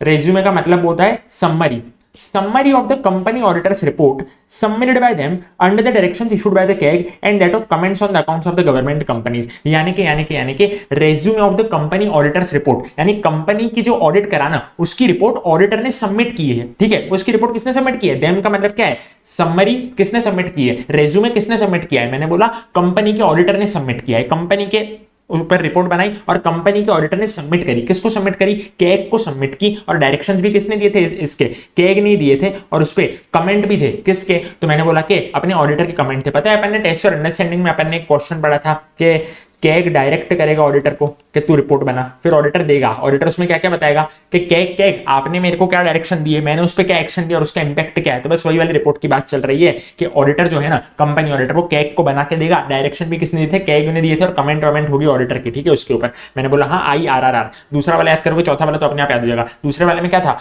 Comprehensive appraisal जिसके हुए, चौथे वाले में कंप्रीहेंसिव अप्रेजल जिसके नहीं हुए, ठीक है। मैंने बोला हाँ फटाफट आओ क्वेश्चन नंबर 2 पे क्या लिखा हुआ है। इसमें भी देखो क्वेश्चन का कुछ लेना देना नहीं है, डायरेक्ट क्वेश्चन मतलब वो जो केस स्टडी का कुछ लेना देना नहीं है। डायरेक्ट क्वेश्चन क्या पूछा है, what factor should be considered while planning a performance audit of sugar industry. Sugar industry का परफॉर्मेंस ऑडिट करोगे ना, तो क्या क्या फैक्टर अपने को ध्यान में रखने हैं। तो क्या आंसर लिखा हुआ है इन लोगों ने, आंसर में लिखा हुआ है factors to be considered, refer para 6.2, वो अपना सीए वाला जो अपन ने मेमोरी टेक्निक बनाई थी ना सीए के रिलेटेड, वो वाला है पैरा 6.2 पे। सीए के रिलेटेड अपन ने मेमोरी टेक्निक बनाई थी, याद है, ये रहा। देखो समझो कि मैं सीए कर रहा हूं, ठीक है। समझना है पहले तो, अगर आपको सीए में आना है तो आपको समझना पड़ेगा मैं सीए कर रहा हूं। आपका ऑब्जेक्टिव होना चाहिए कि मैं फर्स्ट अटेम्प्ट में क्रैक करूं, ठीक है। अंडरस्टैंडिंग, तो अंडरस्टैंडिंग का मतलब क्या है कि आपको समझना है कि मैं क्या कर रहा हूं, सीए कर रहा हूं। ऑब्जेक्टिव क्या है, देखो सेकंड वाला पॉइंट में क्या है, ऑब्जेक्टिव। तो ऑब्जेक्टिव क्या है मेरा कि मेरे को फर्स्ट अटेम्प्ट में पास होना है। क्राइटेरिया क्या है सीए में आने का, 12th पास आप होने चाहिए। अप्रोच आपका कैसा रहना चाहिए, तो अप्रोच मेरा मेहनत वाला रहना चाहिए। क्वेश्चंस कैसे आएंगे, सीए में ट्रिकी क्वेश्चन आएंगे। एक्सपर्टीज के लिए आपको क्या लेनी पड़ेगी, कोचिंग लेनी पड़ेगी। मैट्रिक्स आपको बनाना पड़ेगा कि मैं सिंगल ग्रुप दूं, बोथ ग्रुप दूं। टाइम टेबल से आपको पढ़ाई करनी पड़ेगी और सारे प्रोग्राम कैंसिल करने पड़ेंगे, सारे शादी पार्टी हुए जाने के प्रोग्राम आपको कैंसिल करने पड़ेंगे। तो यही सारी चीजें थी सर इसमें, बराबर। पहले आपको समझना है कि मैं सीए कर रहा हूं, यानी कि understanding the entity programme, understand करना है, अंडरस्टैंडिंग द एंटिटी प्रोग्राम। फिर ऑब्जेक्टिव क्या है कि मेरे को फर्स्ट अटेम्प्ट में सीए निकालना है, तो defining the objective and scope of audit. फिर तीसरा क्या है ना, क्राइटेरिया क्या है सीए बनने का, 12th पास आप होना चाहिए, तभी फाउंडेशन में आपको एडमिशन मिलेगा। तो डिटरमाइनिंग ऑडिट क्राइटेरिया। फिर अप्रोच क्या रहना चाहिए, मेहनत वाला, हार्डवर्क वाला, तो डिसाइडिंग ऑडिट अप्रोच, ठीक है। फिर पांचवा क्या है ना, क्वेश्चंस कैसे आएंगे सीए में, ट्रिकी क्वेश्चन आएंगे, तो डेवलपिंग ऑडिट क्वेश्चन। फिर क्या आता है ना, एक्सपर्टीज के लिए मेरे को क्या करनी पड़ेगी, कोचिंग लेनी पड़ेगी। तो assessing the audit team skills and whether outside expertise required, देखना पड़ेगा कि हमारे टीम में स्किल वाले बंदे हैं या फिर मेरे को बाहर से किसी को लाने की जरूरत है, ठीक है। फिर मैट्रिक्स बनाएंगे अपन, मैट्रिक्स कैसा बनेगा, सिंगल ग्रुप बोथ ग्रुप का मैट्रिक्स बनेगा, यानी कि प्रिपेयरिंग ऑडिट डिजाइन मैट्रिक्स। फिर टाइम टेबल के हिसाब से पढ़ना पड़ेगा, यानी कि establishing time table and resources. और फिर प्रोग्राम सारे कैंसिल करने पड़ेंगे, यानी कि intimation of audit programme to audit entities. ये पॉइंट्स है जिसको याद करने की ये थी अपनी मेमोरी ट्रिक। अब आओ फटाफट से तीसरे क्वेश्चन पे क्या लिखा हुआ है। यहां पे भी कुछ मतलब नहीं है पढ़ने का, सीधे लास्ट लाइन पे आओ। Matters that a comprehensive audit may cover in reporting on the performance and efficiency of the project. Comprehensive audit में कौन से मैटर्स आते हैं वो। अभी इसका रेफरेंस जो दिया हुआ है ना, रेफर पैरा करके, वो गलत दिया हुआ है नीचे आंसर्स में, ठीक है। मैं लेके आता हूं आपको डायरेक्ट कॉम्प्रिहेंसिव ऑडिट की जिधर बात चल रही है ना, उधर इसका रेफरेंस वगैरह मत देखना, गलत दिया हुआ। ये रहा कॉम्प्रिहेंसिव ऑडिट में जो इश्यूज है ना, वो इसका आंसर, ठीक है। तो देखो छोटे छोटे उठाओ। पहला, has the plan rate of return been achieved. मेरे साथ साथ रिपीट करो, क्या plan rate of return achieve हुआ है। मैंने सोचा था 5% रेट ऑफ रिटर्न आएगा, लेकिन एक्चुअली में तो 3% आया। तो क्या plan rate of return achieve हुआ है क्या। उसके बाद छोटे छोटे उठाओ, ये रहे बस हो गए, 5 पॉइंट हो गए, बहुत है 5 मार्क के क्वेश्चन के लिए। देखो, are the purchase policies adequate, purchase policy adequate है कि नहीं, ठीक है, क्या पाइलिंग अप तो नहीं हो रही है इन्वेंट्री की फालतू में गोडाउन में, वो देखना है। फिर क्या रिपेयर एंड मेंटेनेंस का सिस्टम तगड़ा है कि नहीं, प्रोसीजर्स इफेक्टिव इकोनॉमिकल है कि नहीं, और पुअर और इनसफिशिएंट प्रोजेक्ट प्लानिंग है तो नहीं, है कि नहीं, ठीक है, सारे पीपीपी वाले ही पॉइंट है। परचेज पॉलिसीज एडिक्वेट है कि नहीं, ये वाला, ठीक है। फिर प्रोसीजर्स इफेक्टिव इकोनॉमिकल है कि नहीं, ये वाला। प्रोजेक्ट प्लानिंग प्रॉपर है कि नहीं, ये वाला पी, ठीक है। उसके बाद ये वाला पॉइंट क्या है, plan rate of return achieve हुआ है कि नहीं, तो वो भी क्या है ना, पी वाला ये। और एंड में एक आ गया रिपेयर्स एंड मेंटेनेंस, तो पीपीपी पीपीपीपीआर पीपीपीपीआर पीपीपीपीआर पीपीपीपीआर पी वाले ये सारे के सारे 4 और एक आर वाला। क्या plan rate of return achieve हुआ है कि नहीं हुआ है, मैंने बोला। उसके बाद क्या रिपेयर मेंटेनेंस हुआ है कि नहीं हुआ, ये आर वाला पॉइंट है। फिर पी के कौन से 3 पॉइंट है, परचेज पॉलिसी एडिक्वेट है कि नहीं, कि पाइलिंग अप हो जा रहा है इन्वेंट्री का। फिर प्रोसीजर इफेक्टिव इकोनॉमिकल है कि नहीं, और प्रोजेक्ट प्लानिंग इनसफिशिएंट है क्या, ऐसा मेरे को सब चेक करना है चीजें, ठीक है। पीपीपीआर, खाली इतना ध्यान रखना, पीपीपीआर। अगला क्वेश्चन आ जाते हैं अपन लोग फटाफट तरीके से। क्या बोल रहा है, अगले क्वेश्चन पे आओ। यहां पे देखो, briefly discuss the issues address by performance audit conducted as per guidelines of CAG. Issues address by performance audit, यहां पे भी केस स्टडी पढ़ने की जरूरत ही नहीं पड़ी, लास्ट क्वेश्चन से ही अपन लोगों ने पता कर लिया। परफॉर्मेंस ऑडिट के क्या मांगे इन लोगों ने, ये रहे, performance audit usually addresses the issues of, वही मांगे ना इश्यूज। सबसे पहला क्या है ना, इकोनॉमी, एफिशिएंसी, इफेक्टिवनेस, से 3 इश्यू होते हैं। इकोनॉमी का मतलब पता है क्या है, it is minimising the cost of resources used, कम से कम मेरे को खर्चा है ना, उसको मैं बोलता हूं इकोनॉमी। कम से कम खर्चे में मेरे को बेस्ट क्वांटिटी मिले, बेस्ट क्वालिटी मिले, और बेस्ट प्राइस में मेरे को ये सारी चीजें मिले। अच्छी क्वांटिटी अच्छी क्वालिटी मेरे को कम प्राइस में मिले, उसको मैं बोलता हूं इकोनॉमी, ठीक है। अच्छी क्वांटिटी अच्छी क्वालिटी मेरे को कम प्राइस में मिले, उसको मैं बोलता हूं इकोनॉमी। उसके बाद है इफेक्टिवनेस, जिसमें मेरे को इनपुट आउटपुट रेशियो देखना पड़ता है, यानी कि मिनिमम इनपुट में मेरा आउटपुट क्या होना चाहिए, मैक्सिमाइज आउटपुट होना चाहिए। Output is maximise that minimum of inputs, ठीक है। अब इसमें मेरे को क्या क्या चीजें ध्यान में रखनी है, तो रिसोर्सेस को ध्यान में रखना। देखो, प्रैक्टिसेस, रिसोर्सेस, रिसोर्सेस, रिसोर्सेस, मेरे साथ साथ रिपीट करो ना, practices, resources, resources, resources, practices, resources, resources, resources, यानी कि साउंड प्रोक्योरमेंट प्रैक्टिसेस फॉलो हुई है कि नहीं हुई है, यानी परचेज की जो पॉलिसीज है वो बराबर है कि नहीं, साउंड प्रोक्योरमेंट प्रैक्टिस फॉलो हुई कि नहीं हुई है। फिर रिसोर्सेस, रिसोर्सेस, रिसोर्सेस, यानी रिसोर्सेस प्रॉपर्ली प्रोटेक्टेड है कि नहीं, मेंटेन है कि नहीं। ह्यूमन, फाइनेंशियल, अदर रिसोर्सेस का एफिशिएंट यूज हो रहा है कि नहीं, और अदर रिसोर्सेस का ऑप्टिमम यूटिलाइजेशन हो रहा है कि नहीं हो रहा है, ठीक है। प्रैक्टिसेस, रिसोर्सेस, रिसोर्सेस, रिसोर्सेस, यानी साउंड प्रोक्योरमेंट प्रैक्टिसेस फॉलो हुई है कि नहीं हुई है, रिसोर्सेस प्रॉपर्ली प्रोटेक्टेड है, ह्यूमन अदर फाइनेंशियल रिसोर्सेस का प्रॉपर यूज हो रहा है, और optimum amount of resource use हो रहा है कि नहीं हो रहा है, ठीक है। ये था एफिशिएंसी। और इसके बाद आता है इफेक्टिवनेस। इफेक्टिवनेस में पता है अपने को क्या देखना है, extend to which the objectives are achieved. मैंने सोचा था कि मेरे को आने चाहिए 60 नंबर, लेकिन मेरे को है 50 नंबर, तो किस एक्सटेंड तक मेरा जो एम है वो फुलफिल हो पाया, मैंने बोला 50 नंबर तक फुलफिल हो पाया, वो मेरे को चेक करना है। और इंटेंडेड इंपैक्ट और एक्चुअल इंपैक्ट ऑफ एक्टिविटी, मैंने सोचा था इतना इंपैक्ट आएगा मेरे किसी काम से, लेकिन एक्चुअल इंपैक्ट उतना ही आया, ठीक है। मतलब सोचा था मैंने कि मैं कुछ करूंगा ना, सोचा था मैंने कि मैं प्रोडक्शन करूंगा तो मेरे प्रॉफिट पे कितना इंपैक्ट आएगा, मैंने बोला मेरा प्रॉफिट 8% से ग्रो होगा, लेकिन एक्चुअली में तो 5% ही आया, ठीक है। एक्चुअल इंपैक्ट है 5%, इंटेंडेड इंपैक्ट था 8%। अब इसमें अपने को किन किन बातों का ध्यान रखना है, देखो, डिटरमाइन, छोटे छोटे पॉइंट लो, आइडेंटिफाई, असेस, 4 पॉइंट काफी है। चलो, आइडेंटिफाई, असेस, आइडेंटिफाई, असेस। क्या आइडेंटिफाई करना है, identify factors inhibiting satisfactory performance और गोल फुलफिलमेंट। किन फैक्टर्स से पता चल रहा है कि मेरा गोल कितना फुलफिल हुआ है, तो वो वाले फैक्टर्स को आइडेंटिफाई करना। फिर identify ways of making programme work more effectively, ऐसे वेज पता करो जिससे मैं प्रोग्राम को और भी ज्यादा इफेक्टिव तरीके से कर सकूं, तो ये थे आइडेंटिफाई वाले 2 पॉइंट। फिर assess the effectiveness of programme, देखना है कि जो प्रोग्राम है वो इफेक्टिवली हुआ कि नहीं हुआ, और असेस करना है compliance with laws and regulation, ठीक है। आइडेंटिफाई के 2 पॉइंट, असेस के 2 पॉइंट इनफ है। आइडेंटिफाई क्या करना है, factors inhibiting goal fulfilment, factors inhibiting satisfactory performance और गोल फुलफिलमेंट, यानी गोल फुलफिलमेंट मेरा कितना हुआ, उसके लिए क्या क्या फैक्टर मेरे को ध्यान में रखने। Identify the ways of making programme work more effectively, यानी कि मैं प्रोग्राम को और भी ज्यादा इफेक्टिवली कैसे कर सकता हूं। असेस करना है compliance with law and regulation, और असेस करना है प्रोग्राम कितना इफेक्टिव था, ठीक है। आइडेंटिफाई के 2 पॉइंट, असेस के 2 पॉइंट, बहुत है, इनफ है। अगले सवाल पे आ जाओ फटाफट तरीके से। ये तो वही वाला क्वेश्चन है जो कि मैंने टेस्ट और अंडरस्टैंडिंग में ले लिया था, क्योंकि ट्रिकी लग रहा था आप लोगों को, ठीक है, ये वाला क्वेश्चन, तो इसको मैं नहीं कर रहा हूं, टेस्ट और अंडरस्टैंडिंग में ले लिया था, इंपॉर्टेंट क्वेश्चन है। आओ फटाफट से 5वां। You have been appointed as auditor of AKY Limited after having determined the audit objectives. Now you have been requested to draft audit criteria. What are the sources? Audit criteria के sources के बारे में पूछा गया है। तो भाई एकदम इजी है। तो 4 क्वेश्चन हो गए ना अपने ऊपर वाले, ये कुछ बाकी रह गया है? हो गए। चलो 5वां क्वेश्चन इंपॉर्टेंट है, देख लेना टेस्ट और अंडरस्टैंडिंग वाले में से। सोर्सेस ऑफ ऑडिट क्राइटेरिया, देखो क्या लिखा हुआ है, ऑडिट क्राइटेरिया के सोर्सेस। अपन ने जो ऊपर ही पढ़ा था ना, प्लानिंग फॉर परफॉर्मेंस ऑडिट के स्टेप्स, उसमें पता है क्राइटेरिया, डिटरमाइनिंग ऑडिट क्राइटेरिया वाला पॉइंट था। तो क्राइटेरिया क्या है सीए में एडमिशन लेने का, तो बोले 12th पास होने चाहिए। तो देखो अब इसको याद रखना, क्राइटेरिया क्या है 12th पास होने चाहिए। तो 12th पास का मेमोरी टेक्निक पता है क्या है, पोस्ट। 12th पास का क्या है post, PPOOSS, PPOOSS, P for procedural manuals, P for policies standards, P for procedure manuals, P for policies standards, फिर O for expert opinion, O for criteria used by same entity और other entity, other entity का वो है ना, ठीक है। और S for scientific knowledge, S for subject matter, S for scientific knowledge, S for subject matter, मेरे साथ साथ रिपीट करो, P for procedure manuals, P for policies standards, P for procedures manual, P for policies standard. तो ये क्या हो गया अपना पीपी, ये क्या हो गया अपना पीपी। ओ क्या है, ओ फॉर ओपिनियन यानी कि एक्सपर्ट ओपिनियन, और O for criteria used by same और other entities, S for scientific knowledge और S for subject matter literature, ठीक है। मैंने बोला हाँ ये क्या है ना, सारी की सारी क्राइटेरिया है। तो पहला तो क्या है procedure manuals of the entity यानी कि पी,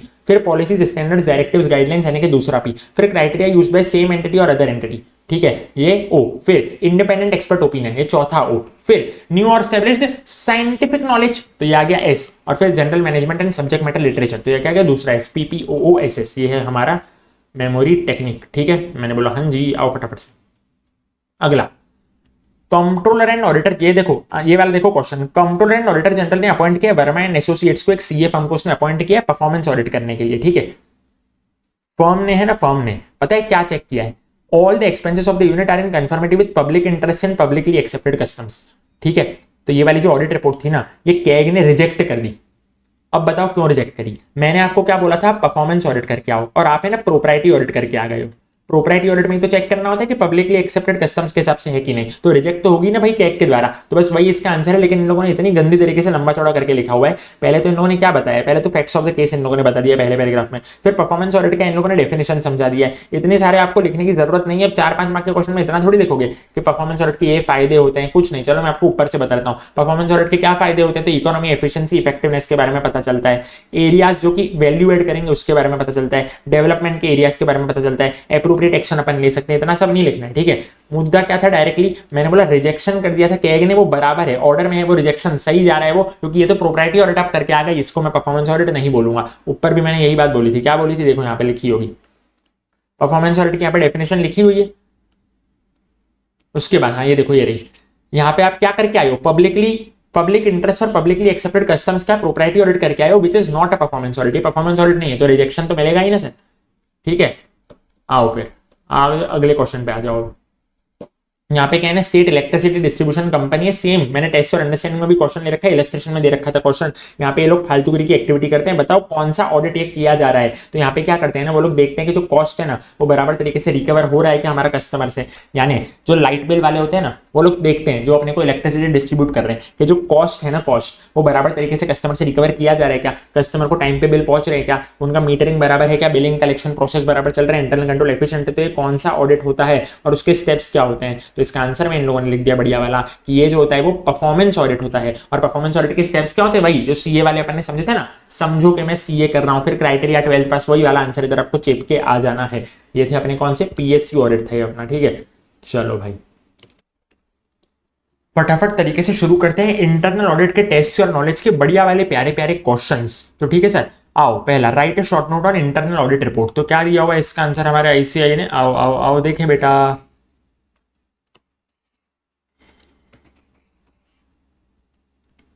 रेफर पैरा 6, वाह जी वाह, आओ पैरा 6 को रेफर करें।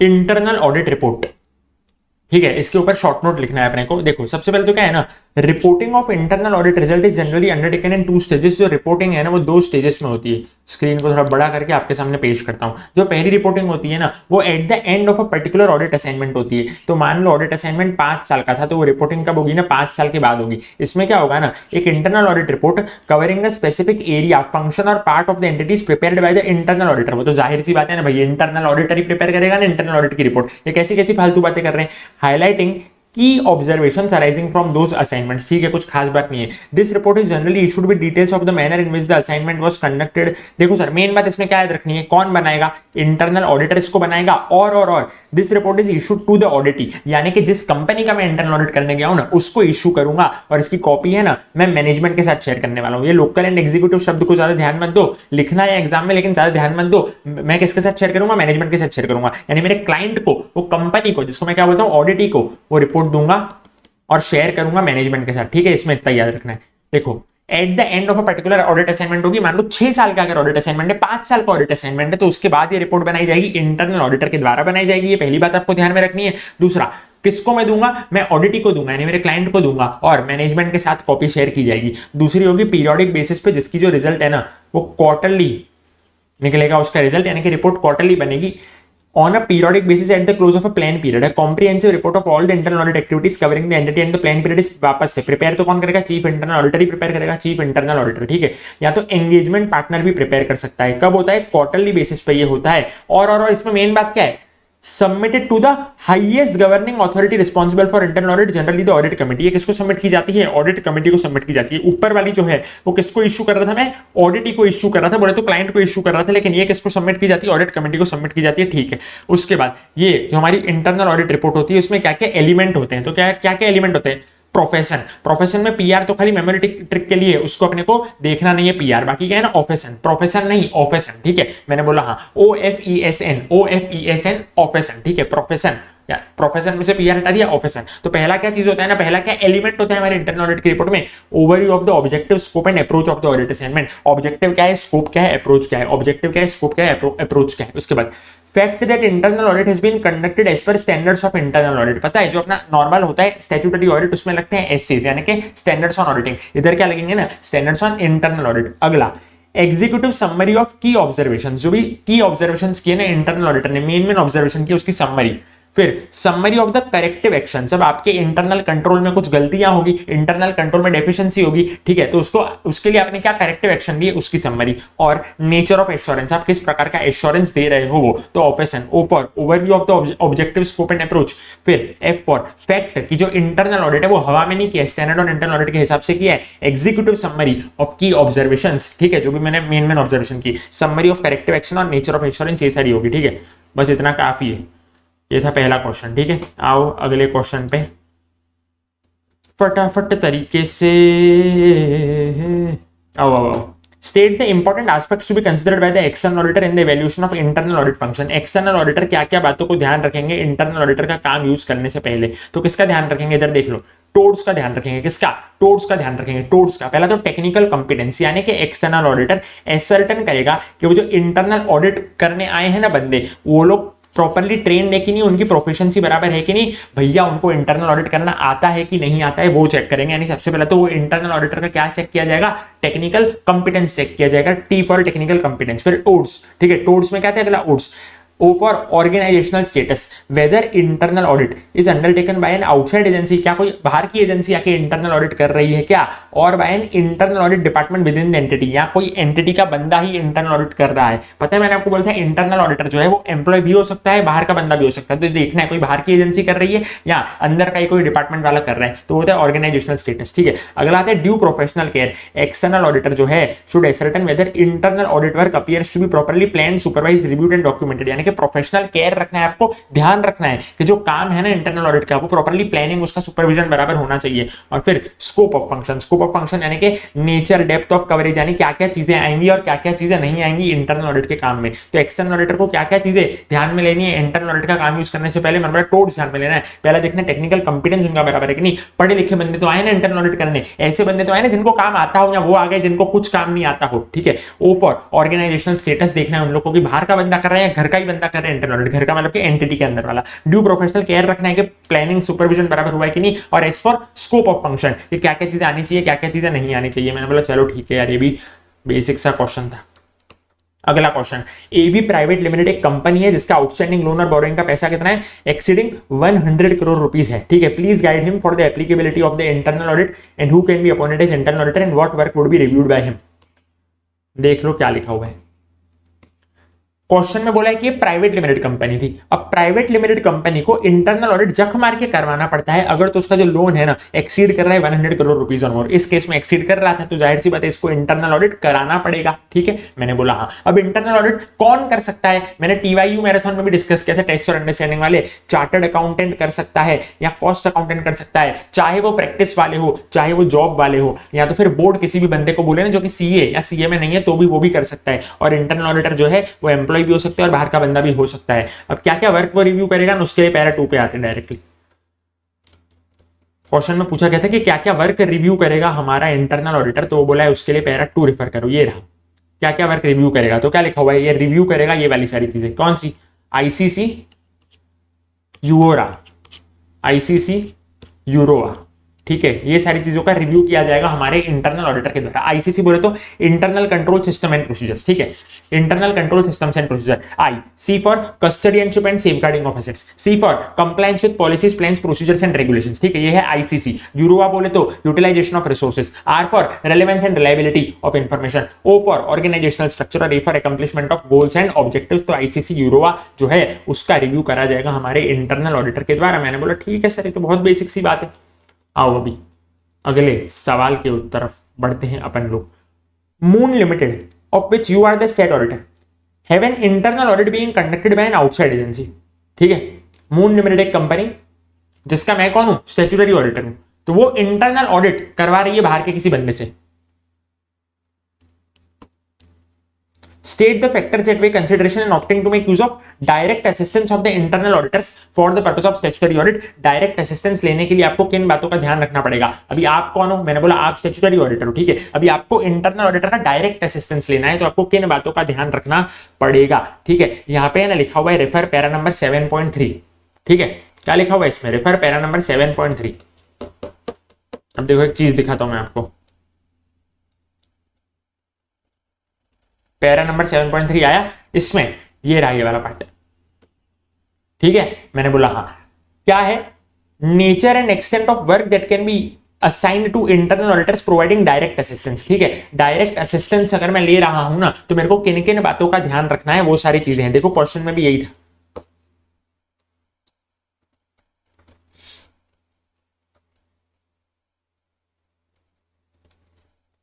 है क्वेश्चन में डायरेक्ट असिस्टेंस। मैंने बोला हाँ, यानी कि अगर एक्सटर्नल ऑडिटर जो है वो डायरेक्टली निगरानी रख रहा है ना, मैं आपको डायरेक्ट असिस्टेंस का मतलब बताता हूं, पहले रुको।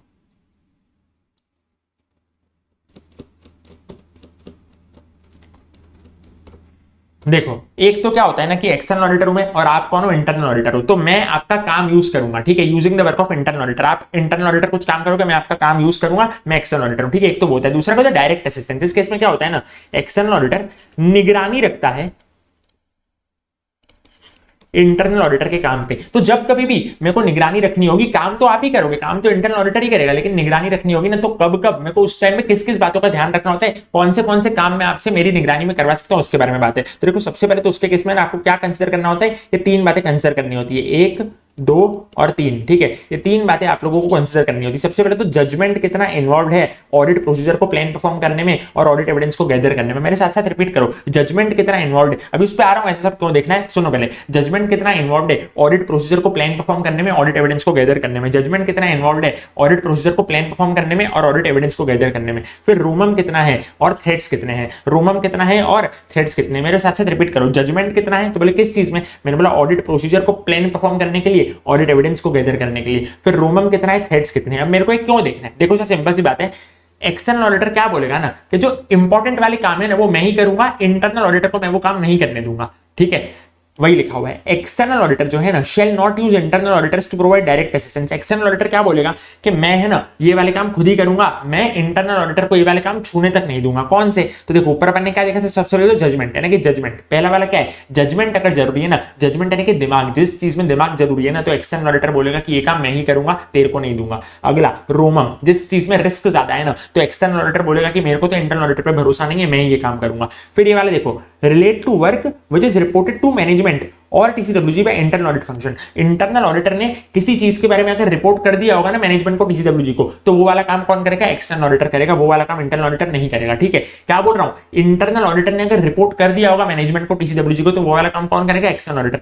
रिलेट टू वर्क, ऐसा कोई काम जिसके बारे में रिपोर्ट कर दिया गया हो मैनेजमेंट को, किसके द्वारा? इंटरनल ऑडिटर फंक्शन के द्वारा। और फिर आखिरी में relate to decisions the external auditor makes in according with SA 610। SA 610 जो है ना, उसमें कोई भी डिसीजन अगर एक्सटर्नल ऑडिटर ले रहा है ना, तो उसमें वो खुद डिसीजन लेगा, वो इंटरनल ऑडिटर वाले को यूज नहीं करेगा वो डिसीजन लेने में। ठीक है, ये सारे काम ऐसे जिसमें एक्सटर्नल ऑडिटर क्या बोलेगा कि मेरे को तो इंटरनल ऑडिटर की मदद लेनी ही नहीं है। ठीक है, ये था इसका answer.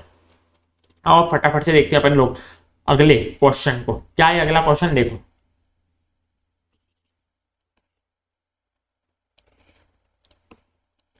Mister A is appointed as state auditor of XYZ limited. XYZ limited का स्टेट ऑडिटर कौन है? ए है। XYZ limited is required to appoint an internal auditor, और उन लोगों ने मिस्टर बी को अपॉइंट किया है इंटरनल ऑडिटर के रूप में। ठीक है, एक्सटर्नल ऑडिटर है ए और इंटरनल ऑडिटर बी।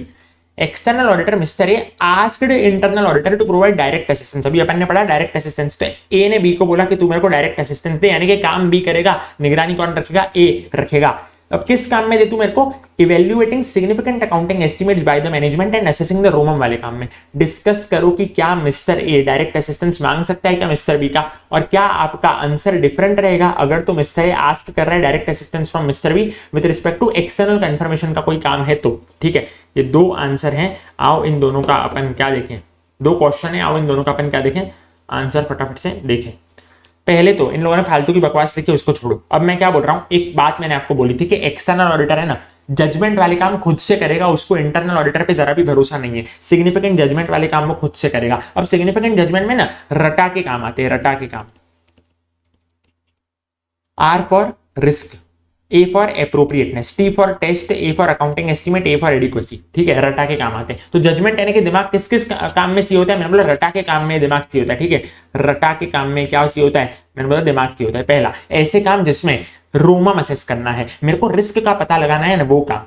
ऐसे काम जिसमें हमको देखना है कि जो टेस्ट ऑफ कंट्रोल मैंने लगाया वो सफिशिएंट लगाए कि नहीं लगाए, evaluating the sufficiency of test perform. फिर ऐसे काम जिसमें मेरे को गोइंग कंसर्न चेक करना है, ऐसे काम जिसमें मेरे को अकाउंटिंग एस्टिमेट चेक करने जो कि मैनेजमेंट ने लगाए हैं, और ऐसे काम जिसमें मेरे को डिस्क्लोजर चेक करने जो कि फाइनेंशियल स्टेटमेंट्स पे मैनेजमेंट वालों ने डिस्क्लोजर दिए। अभी आपने एक बात नोटिस करी होगी, क्वेश्चन क्या बोल रहा है ना, सिग्निफिकेंट अकाउंटिंग एस्टिमेट वाले काम के लिए मैं ले सकता हूं कि इंटरनल ऑडिटर की मदद? मैंने बोला नहीं ले सकते हो, ये सिग्निफिकेंट जजमेंट वाला काम है, तो ये एक्सटर्नल ऑडिटर को खुद ही करना पड़ेगा। क्या लिखा हुआ है? मिस्टर ए आस्क नहीं कर सकता direct assistance significant accounting estimate वाले काम में, और उसको ये काम खुद ही करना पड़ेगा। फिर इसका क्वेश्चन का बी पार्ट भी था जिसमें बोला था एक्सटर्नल कंफर्मेशन वाले काम के लिए मैं क्या ले सकता हूं क्या मेरे इंटरनल ऑडिटर की मदद? तो पहला पैराग्राफ तो बकवास है, सीधे सीधे यहाँ पे क्या लिखा हुआ है? एसए 505, ये एसए 505 है। मैंने आपको एक चीज बोली, एसए जो है वो एक्सटर्नल ऑडिटर पे लगता है, स्टैंडर्ड और इंटरनल ऑडिट जो है वो किस पे लगता है? इंटरनल ऑडिटर को लगता है। तो यहाँ पे एसए 505 यानी जाहिर सी बात है किसकी रिस्पांसिबिलिटी दर्शा रहा है? एक्सटर्नल ऑडिटर की रिस्पांसिबिलिटी दर्शा रहा है। तो एक्सटर्नल ऑडिटर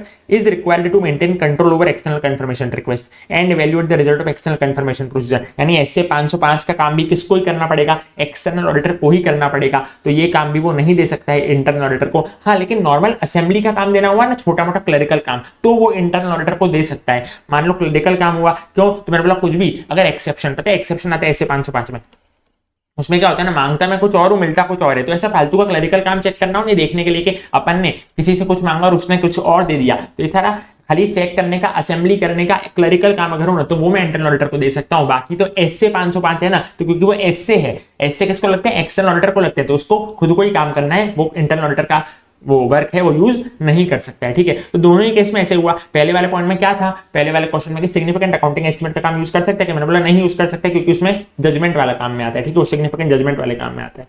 और दूसरे वाले केस में क्योंकि वो एसए 505 की बात करें एक्सटर्नल कंफर्मेशन की, तो वो काम तो कौन करेगा? एक्सटर्नल ऑडिटर ही करेगा, इंटरनल ऑडिटर नहीं कर सकता। ठीक है, ये था अपना 5वां क्वेश्चन। आओ अब छठे क्वेश्चन पे। अब छठे से लेकर 10वें क्वेश्चन का स्टार्टिंग देखो सेम है, XYZ limited, XYZ limited, XYZ limited, XYZ limited, XYZ limited. ठीक है, आओ क्या बोल रहा है समझो। XYZ limited has to appoint mister A as chief internal auditor. ठीक है, एक्सवाइजेड लिमिटेड मिस्टर ए को क्या अपॉइंट कर रहे हैं? एक्सवाइजेड लिमिटेड जो है उधर कौन आ रहा है? चीफ इंटरनल ऑडिटर के पोजीशन पे मिस्टर ए आ रहा है, to lead the internal audit function for the company. MD जो है ना कंपनी का has asked the HR head to define the reporting structure of the chief internal auditor so that he can discharge his duties objectively, suggest the ideal reporting structure of chief internal auditor. ये HR कुछ फालतूगिरी था, question क्या था directly समझाता हूं। Reporting structure बताओ chief internal auditor का, यानी कि चीफ इंटरनल ऑडिटर किसको रिपोर्ट करेगा, ये है क्वेश्चन। चीफ इंटरनल ऑडिटर जो है वो आ रहा है ऑर्गेनाइजेशन में, तो वो किसको रिपोर्टिंग करने वाला है। देखो भाई क्या लिखा हुआ है, इतना बकवास आंसर दिया हुआ है, देखो इतना बड़ा आंसर है। अब इतना बड़ा थोड़ी लिखेंगे अपन 4-5 मार्क के क्वेश्चन में, एक बार रीड मारते हैं, मेरे को इंपॉर्टेंट नहीं लग रहा एग्जाम पॉइंट ऑफ व्यू से, आ गया तो अपने वर्ड्स में लिख के आना, इतनी बड़ी भंगार भाषा ऐसी याद मत करने बैठ जाना, नहीं तो भाई हो गया अपना ऑडिट। ठीक है, सुन लो, कुछ बातें आपको मार्क करवा दूंगा, वही कर लेना खाली। एचआर हेड जो है ना, क्या लिखा है देखो, HR head need to evaluate the multiple options and identify most suitable option. जो हमारा एचआर हेड है ना, उसको ये जिम्मेदारी दी गई है कि तू रिपोर्टिंग का पूरा हायरार्की बता, इंटरनल ऑडिटर किसको रिपोर्ट करेगा। तो एचआर हेड के पास बहुत सारे ऑप्शंस अवेलेबल है। ठीक है, अब ये सब फालतूगिरी की बातें की गई है, आओ डायरेक्ट मुद्दे पे। पहले तो इन लोगों ने पता है क्या कर दिया, पहले तो इन लोगों ने बता दिया कि इंटरनल ऑडिटर कौन हो सकता है। ऐसा पूछा किसने था क्वेश्चन में, देखो इंटरनल ऑडिटर, ये ऊपर वाला पैराग्राफ है, नहीं फालतू है, सबको छोड़ो एक मिनट के लिए। हाँ ये देखो, ये एक चीज इंपॉर्टेंट है, एक चीज एग्जाम में लिख के आना। पहले क्या लिखना कि एचआर हेड है ना, इवेल्युएट करेगा मल्टीपल ऑप्शंस। एचआर हेड सोचेगा कि मैं किस किस, मतलब देखो इंटरनल ऑडिटर ने रिपोर्ट करना चाहता है, ठीक है, तो एचआर हेड बोलेगा कि भाई तू किस किस को रिपोर्ट कर सकता है। तो पॉसिबल ऑप्शंस पता है क्या है, तू बोर्ड ऑफ डायरेक्टर को रिपोर्ट कर ले, यानी कि इंटरनल ऑडिटर किसको रिपोर्ट करेगा, बोर्ड ऑफ डायरेक्टर को, या ऑडिट कमेटी को, या मैनेजिंग डायरेक्टर्स को। तो पहले तो ये ऑप्शंस लिख के आ जाना अगर आपको ये क्वेश्चन मिले ना। उसके बाद देखो फालतूगिरी की बातें इन लोगों ने लिखी है कि इंटरनल ऑडिटर चार्टर्ड अकाउंटेंट भी हो सकता है, कॉस्ट अकाउंटेंट भी हो सकता है, बोर्ड के द्वारा कोई बताया बंदा भी हो सकता है। ये सब पूछा था क्या क्वेश्चन में, नहीं पूछा था। ठीक है, फालतूगिरी। इंटरनल ऑडिट की फिर डेफिनेशन लिख दी कि इंडिपेंडेंट एश्योरेंस देता है। भैया कुछ भी क्या ला रहे हो। ठीक है, अब देखो मेन जो है ना आखिरी के 2 पैराग्राफ है, ऊपर एक लिखना है आपको कि भैया बहुत सारे ऑप्शंस अवेलेबल है, बोर्ड ऑफ डायरेक्टर को भी रिपोर्ट कर सकते हैं, ऑडिट कमेटी को भी कर सकते हैं, एमडी को भी कर सकता है। फिर ठीक है, इन लोगों ने दिया है तो दे देना, अगर डिक्टो क्वेश्चन आपको एग्जाम में दिख जाए तो दे देना भाई कि इंटरनल ऑडिटर कौन हो सकता है, सीए हो सकता है, सीए में हो सकता है। इनके भी आत्माओं को शांति दे देना, फालतूगिरी की क्यों ऐसी, पूछा नहीं है तो भी ऐसा फालतूगिरी का इन लोगों ने लिखा है। देखो आखिरी के 2 पैराग्राफ है ना, वो इंपॉर्टेंट है। क्या लिखा हुआ है, इंटरनल ऑडिटर जो है ना, वो किसी के भी अनड्यू इन्फ्लुएंस में नहीं आना चाहिए, फ्री ऑफ इन्फ्लुएंस होना चाहिए, वो इंडिपेंडेंट होना चाहिए, माइंड से भी और इंडिपेंडेंट होना चाहिए अपीयरेंस से भी। ठीक है, अब वो किसी के भी अनड्यू प्रेशर में नहीं आना चाहिए। ठीक है, एक ये बात आपको लिखनी है कि किसी के अनड्यू प्रेशर में नहीं आना चाहिए, इंडिपेंडेंट रहना चाहिए।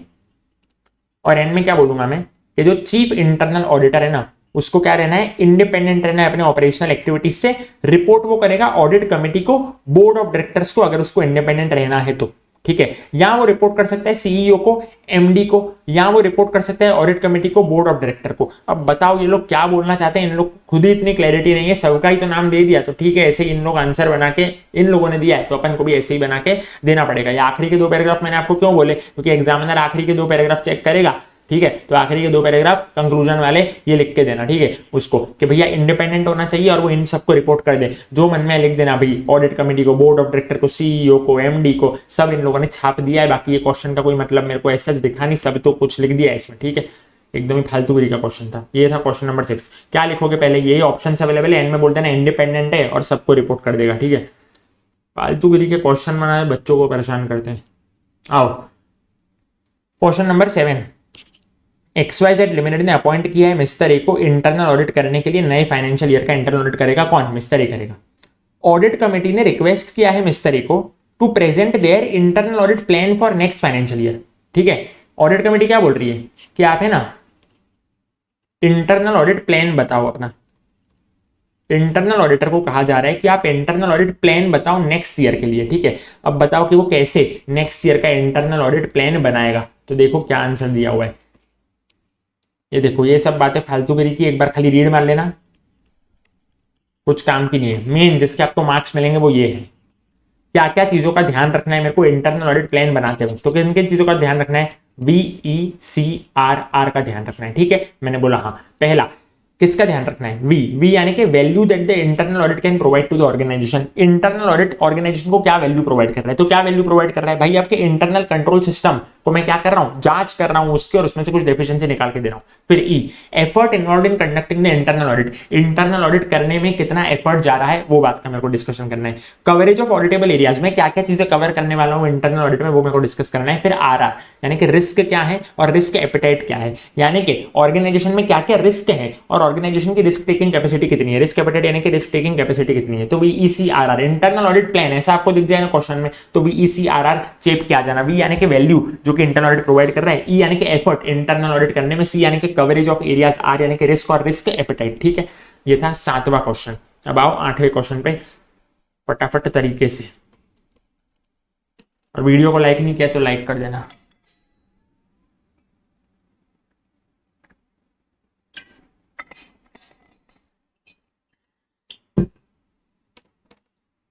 देखो क्या लिखा हुआ है, XYZ limited has appointed mister A to conduct their internal audit for new financial year. ठीक है, अब ऑडिट कमिटी जो है ना, उसने रिक्वेस्ट किया मिस्टर ए को to perform detailed analysis of their expense in previous year and report all risk and underlying gaps.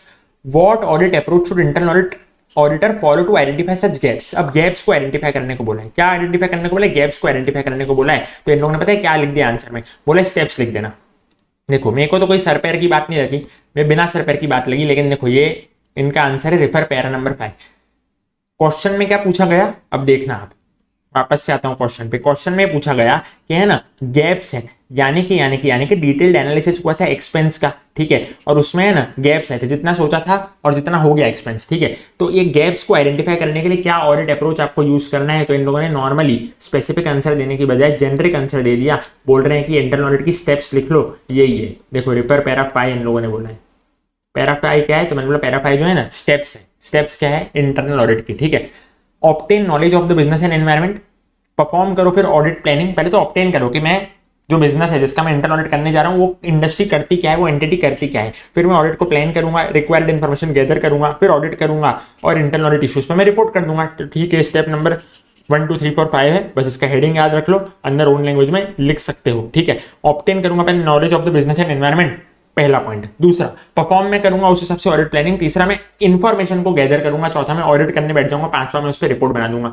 इन लोगों ने ऐसे जेनरिक आंसर बना के क्या किया सर, जेनरिक आंसर बना के दे दिया।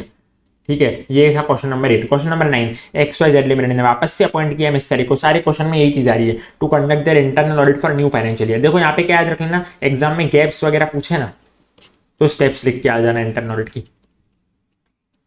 यहाँ पे चलो आ जाओ 9th क्वेश्चन पे। ऑडिट कमेटी ने रिक्वेस्ट किया मिस्टर ए को to present detailed report on their finding and areas where immediate action is needed to mitigate critical risk.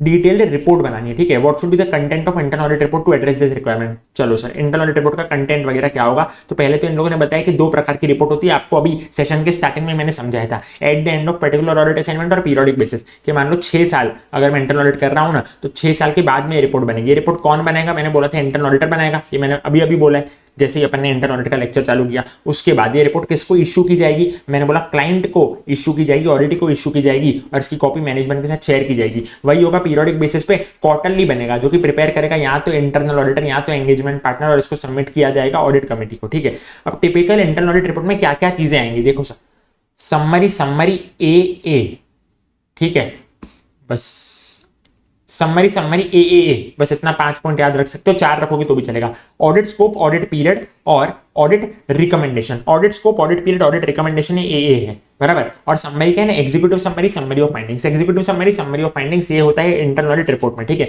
Internal audit report में क्या क्या होता है, ए समरी। तो A for audit scope, A for audit period, A for audit recommendation. ठीक है, और summary यानी कि एग्जीक्यूटिव समरी और समरी ऑफ क्रिटिकल फाइंडिंग्स। ठीक है, ये हो गए।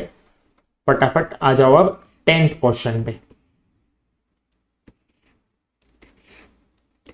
XYZ लिमिटेड ने अपॉइंट किया मिस्टर ए को to conduct their internal audit for new financial year. Audit committee ने रिक्वेस्ट किया है मिस्टर ए को to present their analysis on the implementation of recommendation of previous audit report and highlight critical areas which needs immediate attention of audit committee. What should be the steps followed by the internal auditor to address this requirement? देखो यहाँ पे previous audit report की बात की है,